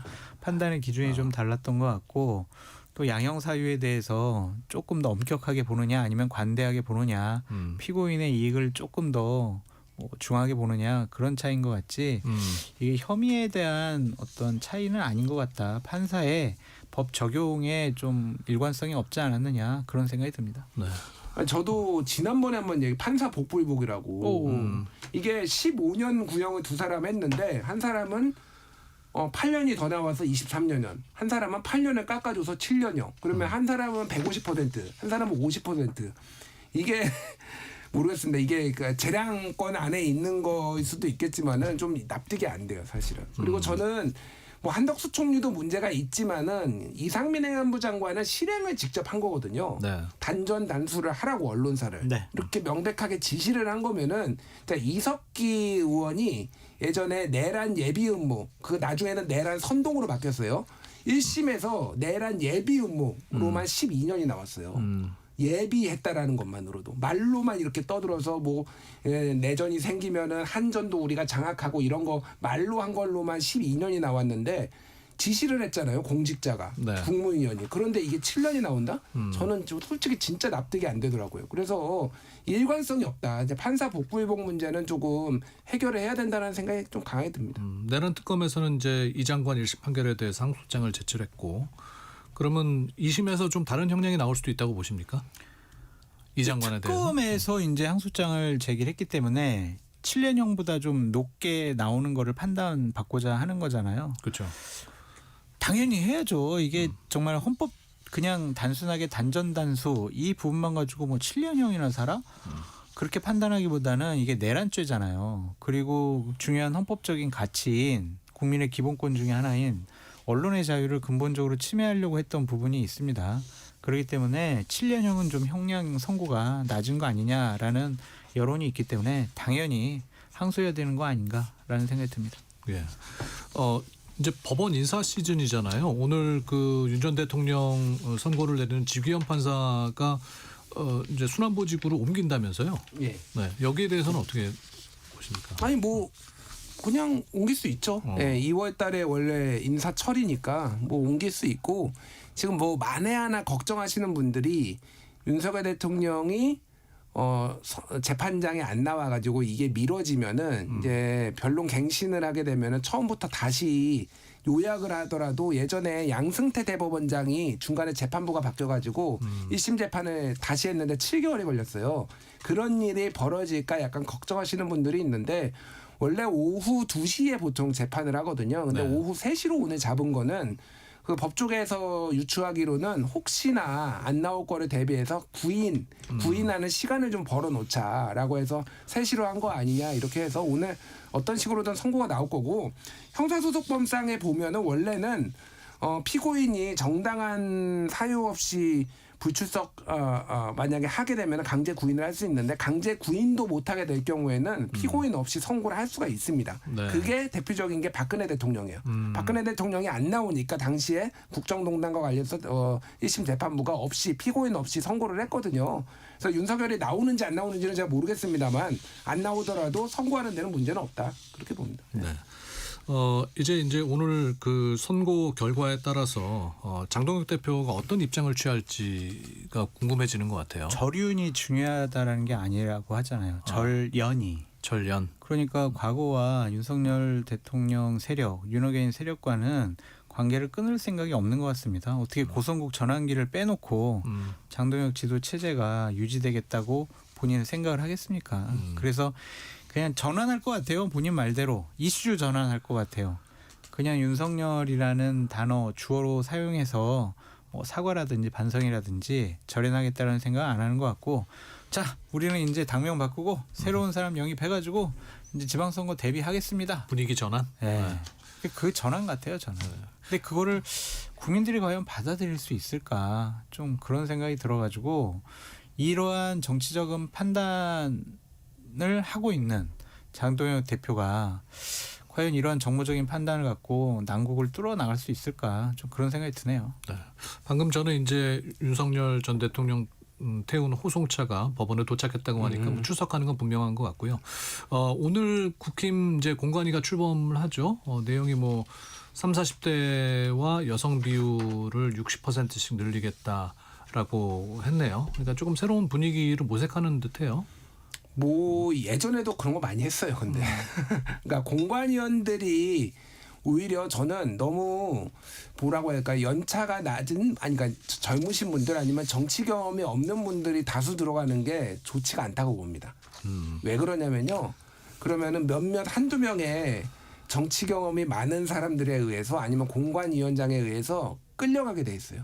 그분들이 그리고 게다가 상당수가 정치 지망생의 경우에는 더더욱더 이번에 눈치를 그러니까 잘 보여가지고 공천을 한번 받아봐야지. 이번 지방선거는 아니더라도 다음 총선이나 이럴 가능성이 높기 때문에 이게 반드시 좋은 건가? 저는 그 생각이 들어요. 그러니까 공관위를 지금 잘 구성하는 게 지금 핵심은 아니라고 봐요. 네. 우리 장 소장님께서는 어떻게 소용없어요. 그냥 결국에는 또 뭐 윤호개인 세력, 장동혁 체제를 지지하고 유지하려고 하는 그런 일환으로 저런 얘기를 하고 있는데 누구를 공천한들 뭐 이번 지방선거에 과연 뭐 승리 가능성이 있겠느냐라는 생각이 들고 대부분 지난번 2022년도 지방선거 때 승리를 많이 해가지고 상당히 기초의원부터 해서 기초단체장 다 국민의힘 분들이 많이 있거든요. 네.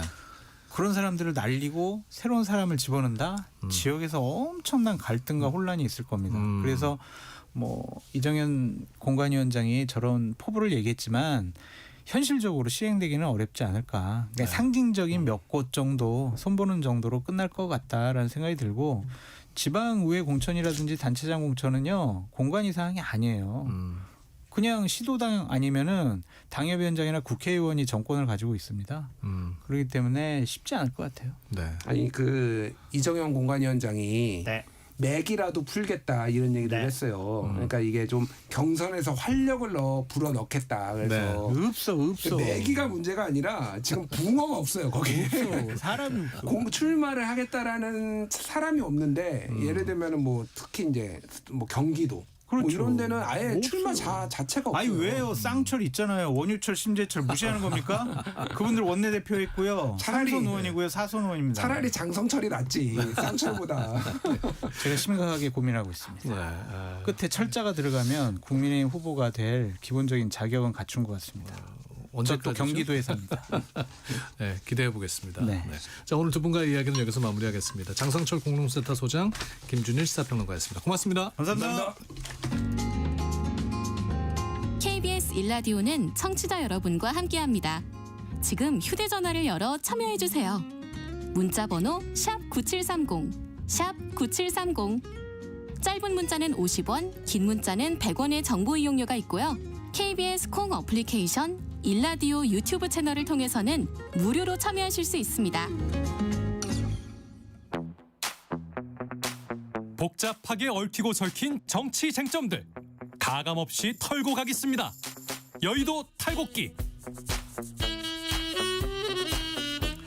네, 6.3 지방선거가 104일 앞으로 다가왔네요. 각 당이 선거 전략을 짜느라 분주합니다. 그동안 많은 관심을 모았던 국민의힘과 개혁신당의 선거연대 가능성이 사실상 없던 것이 됐네요. 개혁신당이 국민의힘과 선거연대를 하지 않겠다고 오늘 공식화한 건데요. 개혁신당 공관위원장이자 원내대표인 천하람 의원 모시고 이야기 나눠보겠습니다. 어서 오십시오. 네, 안녕하세요. 천하람입니다. 설 잘 보내셨습니까? 네, 순천에서 민심도 좀 많이 듣고 네. 또 가족들과 저희 아들이 초등학교 4학년인데 예. 맨날 아빠가 많이 안 놀아준다고 불만이 많았는데 또 이번에 좀 놀아준 것 같습니다. 잘하셨네요. 네. 민심은 어떻든가요? 복잡합니다. 너무 많은데요. 사실 개혁신당에 대해 가지고는 좀 더 잘했으면 좋겠다. 이게 계엄이나 윤어게인으로부터 자유로운 사실 유일한 야당인데 좀 더 치고 나가야 되는 거 아니냐라는 주문들이 많이 있으셨고, 그렇게 해서 좀 대한민국 정치의 세대 교체, 좀 뭔가 변화를 좀 이끌어줬으면 좋겠다는 당부들이 많으셨고요. 한국 정치 관련해 가지고는 그러니까 그런 게 많이 있는 것 같아요. 요즘 보면 우리 주식 시장도 오늘도 막 사상 최고가하고 코스닥도 매수 사이드카가 걸리고 막 그러는데, 이게 반도체 슈퍼 사이클이나 아니면 서울 부동산 상승, 주가 상승 이런 거에 가려져 있어서 그렇지 요새 사는 거는 되게 팍팍하거든요.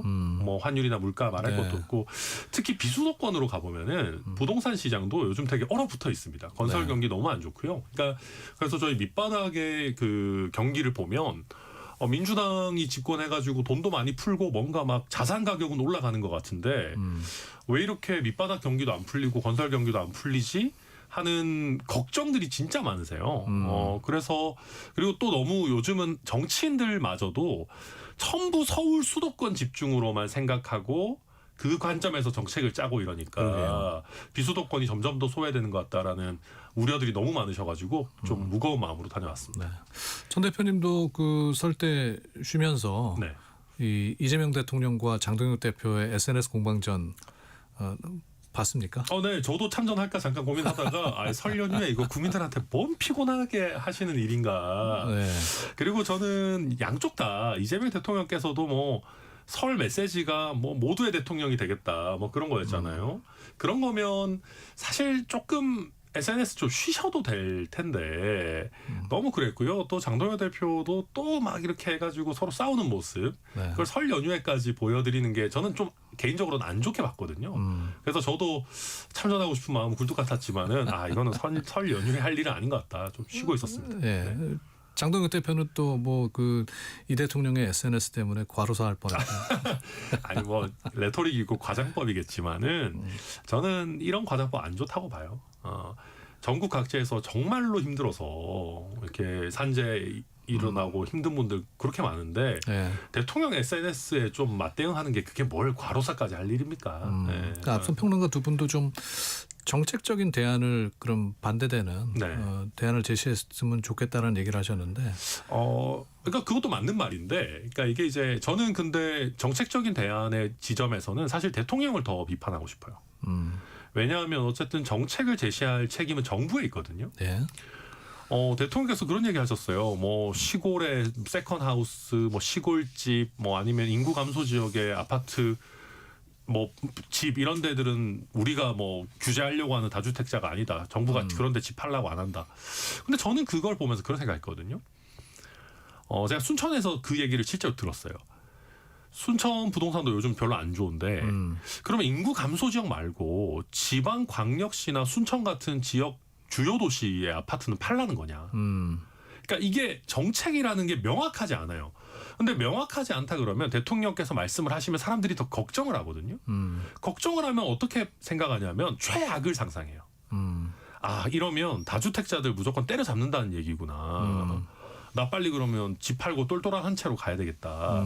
근데 이렇게 되면은 비수도권 부동산이나 이런 데는 더 안 좋아지거든요. 그러니까 그래서 제가 하고 싶은 말의 요지는 정책을 어느 정도 완결성 있게 국민 앞에 내놓을 1차적인 책임은 대통령과 정부에 있어요. 근데 대통령도 요즘 제가 보면 SNS 약간 투머치고 약간 원맨쇼 하듯이 막 던지면서 야당 대표한테는 그러면 네가 대안을 가져와 봐. 아니 완결된 안이 있어야 거기에 대한 대안을 가지고 오는 거지. 완결된 안도 안 내놓고 대통령도 막 던지면서 야당들한테는 니들 대안 안 가져올 거면 뭐 말도 하지 마, 비판도 하지 마. 저는 그거 잘못된 태도라고 봐요. 그러니까 대통령의 의지는 보이나 그 정책이 완벽한 정책은 아닌 것 같다. 완벽은커녕 완결도 안 돼 있기 때문에. 완결도 안 돼 있다. 예, 이건 뭐 너무 심한 거죠. 네. 혼란만 일으키는 거죠. 천 대표께서 그 이재명 정부의 11호 부동산 대책 중 규제 지역 일종인 네. 그 조정 대상 지역 지정 처분 무효 확인 구하는 행정 소송에서 패소. 네, 1심 졌습니다. 네. 예. 그러면은 이제 항소하십니까? 네. 그 항소 이미 했고요. 제가 그 늘 입버릇처럼 하는 얘기가 정치하는 변호사 믿으면 안 된다 이런 얘기인데 저도 변호사긴 한데 정치 시작하고는 잘 못 맞추는 것 같아요. 자기 일도 그렇고. 근데 그러니까 이제 그런 겁니다. 이게 강남 부동산 시장, 강북 부동산 시장, 그다음 비수도권 부동산 시장이 되게 다 다르거든요. 근데 11호 부동산 대책은 강남북을 거의 똑같은 규제로 완전히 묶어놨어요.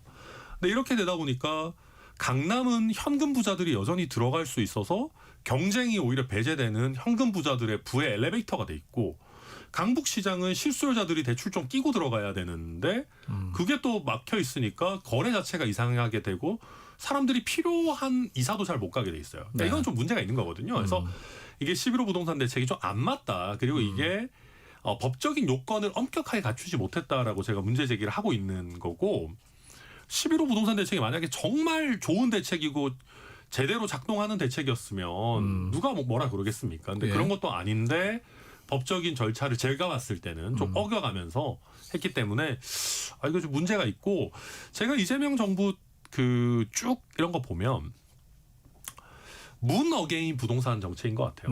문재인 정부 때보다 어떻게 보면 더 열심히 하는 거죠, 대통령이. 어떤 열심히 면에서 하고. 문어게인이라고 얘기하는 문 어게인이라고 하는 게 결국 그런 거거든요. 대출 옥죄다가 대출 옥죄는 걸로 안 되니까 어떻게 보면 거래 자체를 막으려고 하는 허가제도 같은 것들을 또 동원을 하다가 이것도 안 되니까 다주택자들 좀 때리다가 결국 다주택자 보유세 올려가지고 세금 좀 더 걷어볼까 하는 형태로 이제 쭉쭉쭉 가는데 진도가 너무 빨라요. 문재인 정부가 5년 동안 했던 거를 지금 이재명 정부는 거의 뭐 1년 안에 다 할 기세인데, 문제는 그렇게 한다고 해서 시장이 반응하는 건 아니거든요. 오히려 악순환이 계속되고, 그러니까 다주택자 무슨 마귀 이런 얘기까지 거의 표현을 쓰시던데 대통령께서. 야당에서 공격하는 부분이기도 하죠. 네. 네. 그러니까 저는 그렇게 보거든요. 그러니까 이제는 검찰을 때리다가 검찰 때리는 게 이제 거의 끝났으니까, 해체됐으니까 그나마 이제 때리려고 하는 게 판사랑 다주택자 가지고 이제 때리면서 정말 다수 유권자들을 결집시키려고 하는, 저는 정치적 계략이 있다라고 보고요. 다주택자가 뭐가 막입니까? 뭐 우리가 다주택자라고 하면은 되게 나빠 보이게 생각하지만 우리가 전월세 살 수 있는 것도 결국은 다주택자가 있으니까 전월세가 있는 거고, 이재명 대통령도 평생 자가 갖고 있지는 않으셨을 거 아니에요. 그러면 이재명 대통령에게 전세 월세 났던 사람들도 다 마귀냐?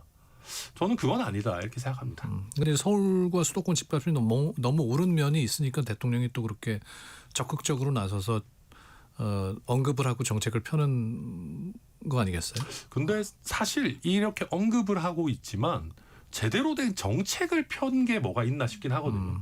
지금 11호 부동산 대책 같은 경우에는 부동산 가격이 오르니까 약간 이제 끓는 냄비 위에다가 돌덩이 얹어놓은 정도의 느낌이고, 그런 다음에 지금 다주택자 양도세 중과 연장 안 하겠다는 건데, 이게 5월 9일까지 매물이 좀 나올지 모르지만 5월 10일부터 그러면 다주택자 양도세가 더 많이 나오게 되면 그때는 매물 잠김이 더 심각해질 거거든요. 그러면 우리나라 부동산 시장이 5월 9일에 문을 닫는 게 아니기 때문에 이게 지금 근본적인 해결책은 뭐 하나 나온 게 없어요. 공급 대책도 다 재탕삼탕이고, 그런 상황 속에서 사실 지금 이런 식으로 시장에 이상하게 개입을 하게 되면 결국은 더 문제들이 생기고, 오히려 근본적인 해결책은 지금 서울 수도권에 보면 주택들이 일정 부분 노후화가 많이 됐잖아요. 네. 우리가 뭐 지금 1기 신도시뿐만 아니라 서울도 70년대 80년대에 지어진 집들이 많은데 신축 아파트가 사실 왜 이렇게 비싸겠습니까? 우리가 재건축 재개발이 제때 사실 안 되기 때문에 신축 아파트가 희소해지고 가격이 천정부지로 오르는 건데 네. 재건축 재개발을 오히려 우리가 도와줘도 모자랄 마당인데 이런 것들은 더 어렵게 하고 막아놓고 11호 대책으로 규제하면서 우리 부동산 오르는 거는 반대야. 아니 무슨 말도 안 되는 얘기예요. 희소성을 깨야지. 그래서 지금 이런 거 보고 있으면 그냥 저는 선거 전략인 것 같다. 선거 전략인 네, 것 다주택자 때리기인 것 같다 이렇게 보여집니다. 지방선거가 이제 100여일 앞으로 다가왔습니다. 오늘 오전에 최고위원회의에서 국힘이랑 선거연대는 안 하겠다고 네. 우리 천 원내대표가 얘기했죠. 예. 네. 그러면 이제 국힘이랑 같이 선거는 연대하지 않는 것이다. 네. 그러니까 이게 우리나라 그 선거 제도가 좀 왜곡이 있어요. 저는 차라리 프랑스식으로 그 마크롱 대통령 될 때 보면 결선 투표 제도가 있거든요. 예. 네. 그런 게 훨씬 나은 것 같아요. 그렇게 해서 각 정당에서 좋은 인물들 내놓고 그 다음에 국민들도 사표 걱정 없이 찍어놓고 결선에서 이제 2명만 올라가서 원하는 사람 고르는 형태가 좋은 것 같은데. 조국 혁신당에서 뭐 일부 지역 그 얘기하지 않았습니까? 맞아요. 그 이재명 대통령도 심지어 얘기했고 저희도 얘기해서 저도 광역단체장 결선 투표제는 아예 법안도 내놨거든요. 원내 모든 정당 네. 의원 공동 발의까지 해서. 근데 이제 그러니까 제가 하고 싶은 얘기 그래서 정당이 다르면 각자 최고의 인재들을 선보이고 국민들한테 선택권을 드리는 게 도리죠.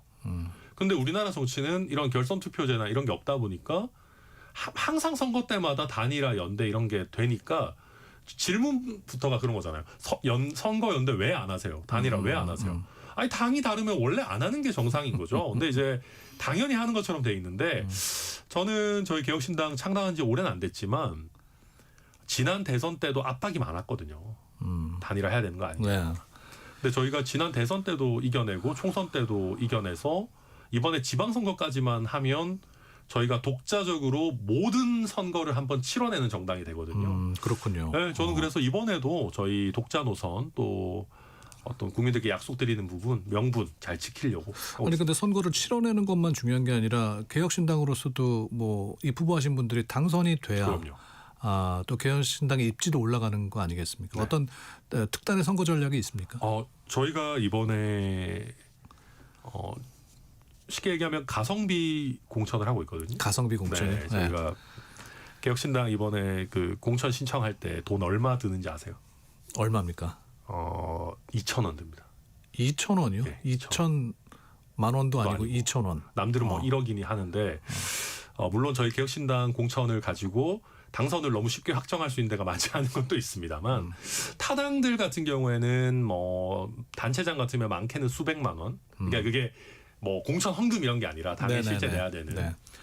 근데 저희는 그거를 아예 다 없앴습니다. 당원이 아니실 경우에만 당원 가입할 때 드는 2,000원 내시면 되는 거고요.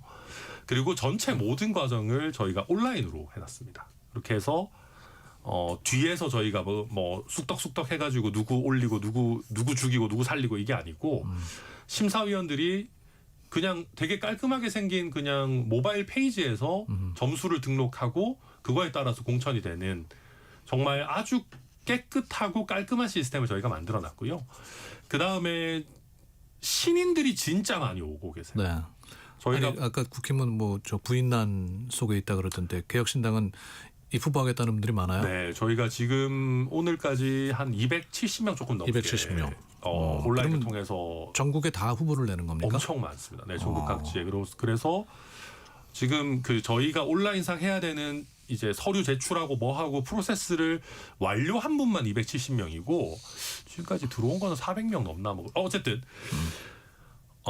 그렇고 그런 분들 중에 좀 젊고 참신한 정치 신인들이 되게 많이 있으세요. 또 유능한 분들 되게 많고 그러다 보니까 근데 이제 아무래도 정치 처음 하면은 KBS니까 말을 조심해야 되겠다. 이렇게 뭐라고 해야 될까요? 그 바가지, 눈탱이 뭐 이런 얘기 할 뻔하다가 이거 안 될 거. 바가지를 쓰는 경우가 많습니다. 선거 소위 말하는 업자라고 하는 분들한테. 네, 그렇게 많이 몰린다면서요? 정치하겠다는 사람들한테. 네. 그래서 그분들이 엄청나게 말도 안 되는 폭리를 취하는 경우들이 있는데 저희가 그런 거 다 없앨 수 있도록 개혁신당에서 이 선거 운동을 자동화하는 AI 시스템을 지금 거의 만들어놔서 업자 뭐 예를 들면 포스터든지 홍보물이라든지 현수막이라든지 이런 것들을 자동으로 일정 부분 디자인해주고 본인이 직접 건다 그러면은 업자들이 달라고 하는 비용의 20분의 1로 줄일 수 있도록 그런 시스템도 만들어놔서 저비용 고효율의 어떤 선거를 치를 수 있게 저희 시스템을 짜고 있습니다. 그거는 이제 정치를 하고자 하나 또 돈이 없어서 못하는 분들에게는 문턱을 낮추는 또 새로운 기회가 될 수도 있겠네요. 그래서 이제 거대 양당에 있다가 오신 분들이 그런 얘기를 많이 하세요. 물론 뭐 거대 양당에서 잘 나가고 막 공천 준다 그랬으면 계셨을 수도 있지만 그분들도 오셔서 제일 고마워하는 게 요즘 뭐 김경 공천원금 뭐 이런 얘기도 있지만 사람이 가진 능력이나 비전을 보는 게 아니고 내가 당을 위해 금전적으로 아니면 조직 사람으로 얼마나 기여할 수 있느냐 나를 되게 도구적인 관점에서 보다가 여기는 빼먹으려고 하는 게 아니고 어떻게 하면 내 돈을 아껴줄까를 고민하는 정당이라서 여기를 선택했다 이런 얘기 하시는 분들이 있는데 그럴 때는 좀 뿌듯한 면도 있습니다. 궁금한 거는 이준석 대표 나옵니까? 경기도지사 얘기도 있고 그러더라고요. 그거는 이제 본인의 인터뷰 기회를 제가 뺏어서는 안 되지만 그래도 지금 봤을 때는 가서 낮아 보여요. 가능성은 낮다. 네, 왜냐하면 이제 이준석 대표가 마이너스 3선이라고 놀림을 받다가 지난 총선에서 선신망고 끝에 저희가 봤을 땐 거의 기적적으로 동탄에서 당선이 됐거든요. 근데 출마를 하게 되면은 그 지역구 의원직을 내려놔야 되는데 그거는 어렵게 뽑아주신 지역구민들에 대해서 예의가 좀 아니지 않나. 뭐 그렇게 저희 생각하고 있습니다. 네. 이준석 대표하고 전환길 씨 TV 토론 취소됐어요? 이게 그 전까지는 괜찮았는데 전환기 씨가 최근에 뭐 제2건국 이렇게 하면서 100억인지 1000억인지 모금하겠다고 그랬잖아요. 네. 그러면서 이제 TV조선 그 해당 방송사 측에서 이게 라이브인데 그리고 이 TV 편성까지 해놨는데 거기서 이제 예를 들면 비속어가 나온다든지 모금을 한다든지 아니면 뭐 문제 소지가 될 만한 발언을 해버리게 되면 이거는 이제 해당 언론사에게도 굉장히 큰 타격이 될 수 있어서 좀 부담스럽다. 누가 아쉬운 겁니까? 이준석 대표도 아쉬워합니까? 저는 제일 아쉬워하고요. 네. 제일 아쉬워한 분들은 그러니까 부정선거 음모론이 깨져야 된다고 생각하는 국민들이 제일 이거는 안 좋은 거죠. 이거 저는 꼭 해야 된다고 보고요. 네. 부정선거 음모론이라고 하는 게 한국 정치에 정말 아주 안 좋은 병폐거든요. 그래서 저는 지금 저희가 다른 언론사들하고 좀 협의를 좀 하고 있는데 빨리 좀 마무리를 해서 꼭 토론회가 진행되도록 할 생각입니다. 네. 지금 이제 1시 50분 향해 가고 있는데요. 3시부터 그 윤석열 내란 1심 선고 재판이 시작이 되잖아요. 네. 천원내 대표께서는 어떻게 보세요? 저는 엄벌을 해야 된다고 보고요. 다만 사형을 선고할 경우에는 저는 오히려 약간 실제 사형 집행도 안 하면서 우리나라는 오히려 좀 뭐랄까요 이렇게 희생양처럼 보이게 한다고 해야 될까요? 그러니까 사형 선고는 전 득보다 실이 많다고 생각하고 물론 법원이야 법대로 해야 되는 거지만 저는 무기징역이 제일 가능성도 높고 가장 적절한 수위가 아닌가 그렇게 봅니다. 네. 그 이후에 이제 장동혁 대표의 입지는 어떨 거라고 생각하십니까? 입지가 지금도 불안하고요. 저는 이게 마지막 기회인 것 같아요. 국민의힘으로도 장동혁 대표 입장에서도 정말 국민들 앞에 제대로 사죄하고 그리고 그냥 말장난으로 윤석열 이미 탈당했으니까 우리랑 상관없다 이럴 게 아니고 윤어게인이라고 하는 사람들을 제대로 끊어내는 당에서 몰아내는 행동이 나와줘야 돼요. 근데 뭐 그게 해도 문제 안 해도 문제라는 얘기가 나오고 있지 않습니까? 근데 저는 국힘 입장에서는 해도 문제 안 해도 문제 맞겠죠. 근데 안 하면 이번 지방선거만이 문제가 아니고 앞으로 국민의힘은 굉장히 오랜 기간 아마 회복이 안 될 겁니다. 선거에서 못 이기는 건 물론이고 보수 정당이라고 하는 그 간판을 유지하기가 어려울 거예요. 왜냐하면 보수라고 하는 게 뭘 지켜야 되냐 갑론을박이 있지만 기본적으로 요즘 민주주의에서는 어쨌든 헌법 정신을 지킨다라는 표현들을 많이 쓰거든요. 그 이 헌법 시스템 안에서 조금씩 개선해 나간다는 표현들을 많이 쓰는데 가장 헌법 시스템을 흔드는 게 이제 뭐 혁명 아니면 내란 이런 거거든요. 근데 이거에 대한 처절한 반성 없이 그냥 꾸역꾸역 윤어게인 하면서 간다? 저는 앞으로는 당이 어떤 당의 근본이 될 만한 정신이 이미 많이 무너졌는데 이번에도 이걸 회복 못한다 그러면은 저는 당이 존립하기가 굉장히 어려울 거다 그렇게 봅니다. 네. 이제 마무리할 시간이 돼서 질문을 드리면 이제 민주당 사법개혁 3법 이제 신속히 추진하겠다고 합니다. 네. 국민의힘은 저지하겠다고 하는데 이 사안으로는 개혁신당이나 국민의힘은 연대할 수 있습니까? 저는 이거는? 민주당의 행태는 굉장히 잘못됐다고 봅니다. 만약에 좋은 일이고 꼭 필요한 개혁이면 왜 이거 날치기 하려고 그럽니까? 제대로 대화하고 타협해서 안을 만들어야 되는 거고. 근데 뭐 국민의힘하고 이걸 가지고 뭐 따로 어떤 국민에 대해서 알리는 거는 모르겠지만 뭐 예전처럼 공조해서 뭐 같은 노력을 하고 같이 노력을 하고 이러기는 쉽지는 않아 보입니다. 현재로서는. 뭐 필리버스터 못하게 국회법 개정안도 발의했는데 이건 어떻게? 그런 거는 진짜 하지 말아야 돼요. 정말 야당의 목소리를 하나도 안 듣겠다는 거고 이렇게 소수파가 조금이라도 이렇게 꿈틀거릴 수 있는 여지까지 다 밟아 없애겠다라고 하는 거는 저는 여당으로서 너무 과도한 조치다 이렇게 봅니다. 네, 알겠습니다. 좋은 정치 부탁드립니다. 네, 열심히 하겠습니다. 개혁신당 천하람 원내대표와 함께했습니다. 고맙습니다. 감사합니다. 넘치는 정보 속 필승 전략. 당신의 갓생을 위한 일타쌍피 요약본. KBS 1라디오 세상의 모든 정보 윤인구입니다.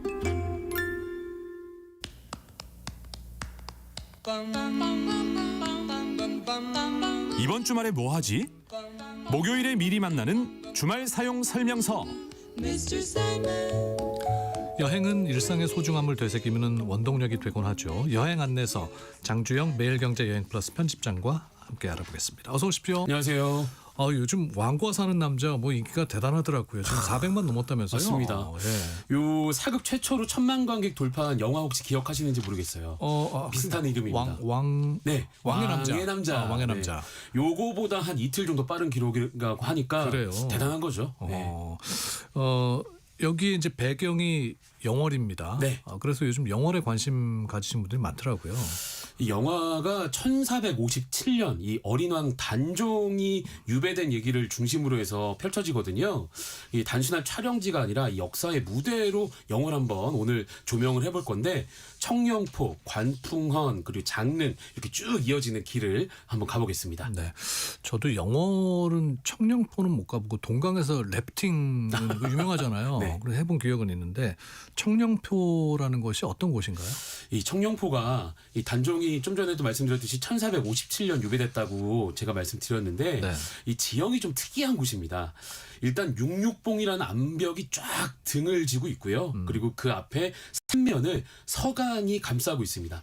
한마디로 정말 섬과 다름없는 지형이라 유배지로 아주 최적화한 그런 곳이거든요. 아니 근데 여기를 아직도 배 타고 들어가요? 네, 여기도 나룻배를 타고 한 빠르면 한 1, 2분 좀 보통 한 3분 정도 배를 타고 들어가는데 요즘은 영안에서는 다 뭐 이렇게 길을 만들어 놓던데 어떤 수를 쓰든 뭐 다리를 만들든 그래서 여기는 그런 게 없군요. 그런 게 없이 그냥 나룻배를 타고 들어갑니다. 그래서 더 인상적이네요. 네, 맞습니다. 그래서 아무래도 단종도 여길 배를 타고 들어갔을 거잖아요. 그러니까 자신이 유배된다라는 걸 알면서 들어갔으니까 얼마나 마음이 더 아팠겠습니까? 그러게요. 근데 이게 청령포라는 곳 실제로 가보면은 분위기가 좀 뭐 스산합니까? 네, 약간 스산할 것 같은 그런 느낌이지만 실제로 보면 반대입니다. 밝고 좀 아름다운 편이거든요. 일단은 딱 첫인상이 이 소나무 숲이 굉장히 울창하고 그리고 나룻배를 타고 들어가는 그 서강 자체가 굉장히 맑아요. 그래서 더 아이러니하게 느껴지는데 유배지가 이런 모습이니까 그 유배 그 청령포에서 바깥을 내려다보는 그 마음이 얼마나 더 아팠겠습니까? 네. 그래서 그 청령포 안에는 단종어소, 단묘 유지비, 금표비, 망향탑 등이 남아 있는데요. 이 수령 한 600년 이상으로 추정되는 관음성도 있는데 그럼 나무들이 엄청 키가 크겠네요. 맞습니다. 한 30m 이상 되는 나무들이 쫙 질비어 있는데 이름의 유래가 좀 특별합니다. 관음이라고 하니까 혹시 불교 생각하실 분도 있지만 아닙니다. 이 단종의 슬픔을 들었다고 해서 볼관 소리 자를 붙여서 이름을 지었습니다. 근데 그게 큰 홍수가 나서 유배지가 중간에 옮겼어요? 아, 네. 이 큰 홍수가 난 다음에 이 단종이 거기에 있을 수가 없으니까 관풍헌이라는 곳으로 거처를 옮겼거든요. 그것도 영월에 있는. 맞습니다. 네. 이 영월 읍 쪽에 있는 곳인데 1457년입니다. 같은 해 10월 24일에 그 담종이 사약을 받고 생을 마감하게 되는데 바로 그 자리가 된 거죠. 그래서 이 청룡포 안에 이 단정 어소라는 곳이 있다고 좀 전에 말씀드렸는데 네. 여기가 큰 기와집이거든요. 예. 굉장히 이질적이에요. 그래서 요거는 1996년에 새로 지어서 좀 그렇습니다. 아, 옛 모습이 아니라 네. 1996년에 새로 지은 것이다. 지금 관풍원의 모습은 어떻습니까? 이게 영월읍 중심부에 있거든요. 예전에는 그래서 해방 전에는 영월 군청이 여기에 있었고 그 뒤에는 영월 중학교가 들어서기도 했습니다. 지금은 이 조계종의 보덕사라는 절에 포교당으로 쓰이고 있는데 바로 앞에 도로도 큰 도로가 나 있고 또 상가 건물이 바짝 들어서 있어가지고 어디 있지 하다가 그냥 지나치는 그럴 정도의 모습입니다. 네. 여기에 이어서 이제 어디로 시선을 돌려보면 좋을까요? 장릉이라는 곳이 이 단종의 묘가 있는 곳인데 이 세조가 이 단종이 죽고 나서 시신을 수습하지 말라고 해요. 네. 만약에 수습한다고 하면 삼족을 멸하겠다 이럴 정도로 엄명을 내렸는데 이 영월 지방의 마을 촌장이던 어뭉도라는 사람이 자신의 목숨을 걸고 단종의 시신을 거두어서 안매장합니다. 그러다가 그 단종이 그 사후 200년 만에 복위를 하게 되는데 그때 장릉을 이곳에 조성해서 지금까지 이어지고 있습니다. 그러니까 이게 어뭉도와 단종과 관련된 이야기가 이제 영화의 스토리잖아요. 이 장릉이란 곳은 실제로 가보면 어때요? 울창한 그 소나무 숲이 쫙 둘러싸고 있는데요. 뭐 능으로 오르는 길도 소나무가 딱 줄지어 있거든요. 마치 그 예를 갖추는 것처럼 인사하는 것처럼 그렇게 좀 모습이 보입니다. 역사적인 뭐 슬픔이나 숲속 공기가 아주 잔잔하게 깔려 있는 그런 분위기입니다. 네.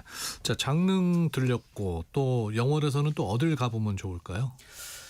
영월 같은 경우는 제가 자연 풍광이 아주 좋은 곳이 있는데 서남마을 한반도 지형 전망대라는 곳이 있어요. 아, 이게 영월에 있군요. 네.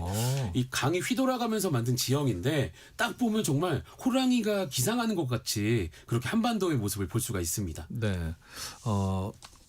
일단 또 여행 가서는 뭐 먹어야죠. 마지막 질문으로 먹을거리 여쭤보겠습니다. 아, 저는 꼴뚜국수 하나 좀 추천할까 하는데요. 이름이 이 꼴뚜기처럼 시커멓고 못생겨서라는 설도 있고 또 먹을 게 없던 시절에 꼴도 보기 싫다 해서 만들어졌다는 설도 있는데 군침이 아주 꼴딱꼴딱 넘어가는 그런 꼴딱국수라는 애칭도 있습니다. 네. 이게 뭐 아주 투박한 면과 걸쭉한 국물이 특징이니까 이 올겨울 가기 전에 꼭 한번 맛보시면 좋을 것 같습니다. 영월 가셔서 꼴뚜국수 기억하시고 한번 드셔보시기 바랍니다. 자, 오늘 주말 사용 설명서 영화 왕과 사는 남자의 배경지인 강원도 영월로 여행을 떠나봤습니다. 장주영 매일경제 여행 플러스 편집장이었습니다. 고맙습니다. 고맙습니다. 네, 오늘 세상의 정보, 세상의 모든 정보 윤인구입니다. 목요일 순서 마치도록 하겠습니다. 함께해 주신 여러분 감사드리고요. 여러분의 내일을 기대합니다. 윤인구였습니다. 고맙습니다.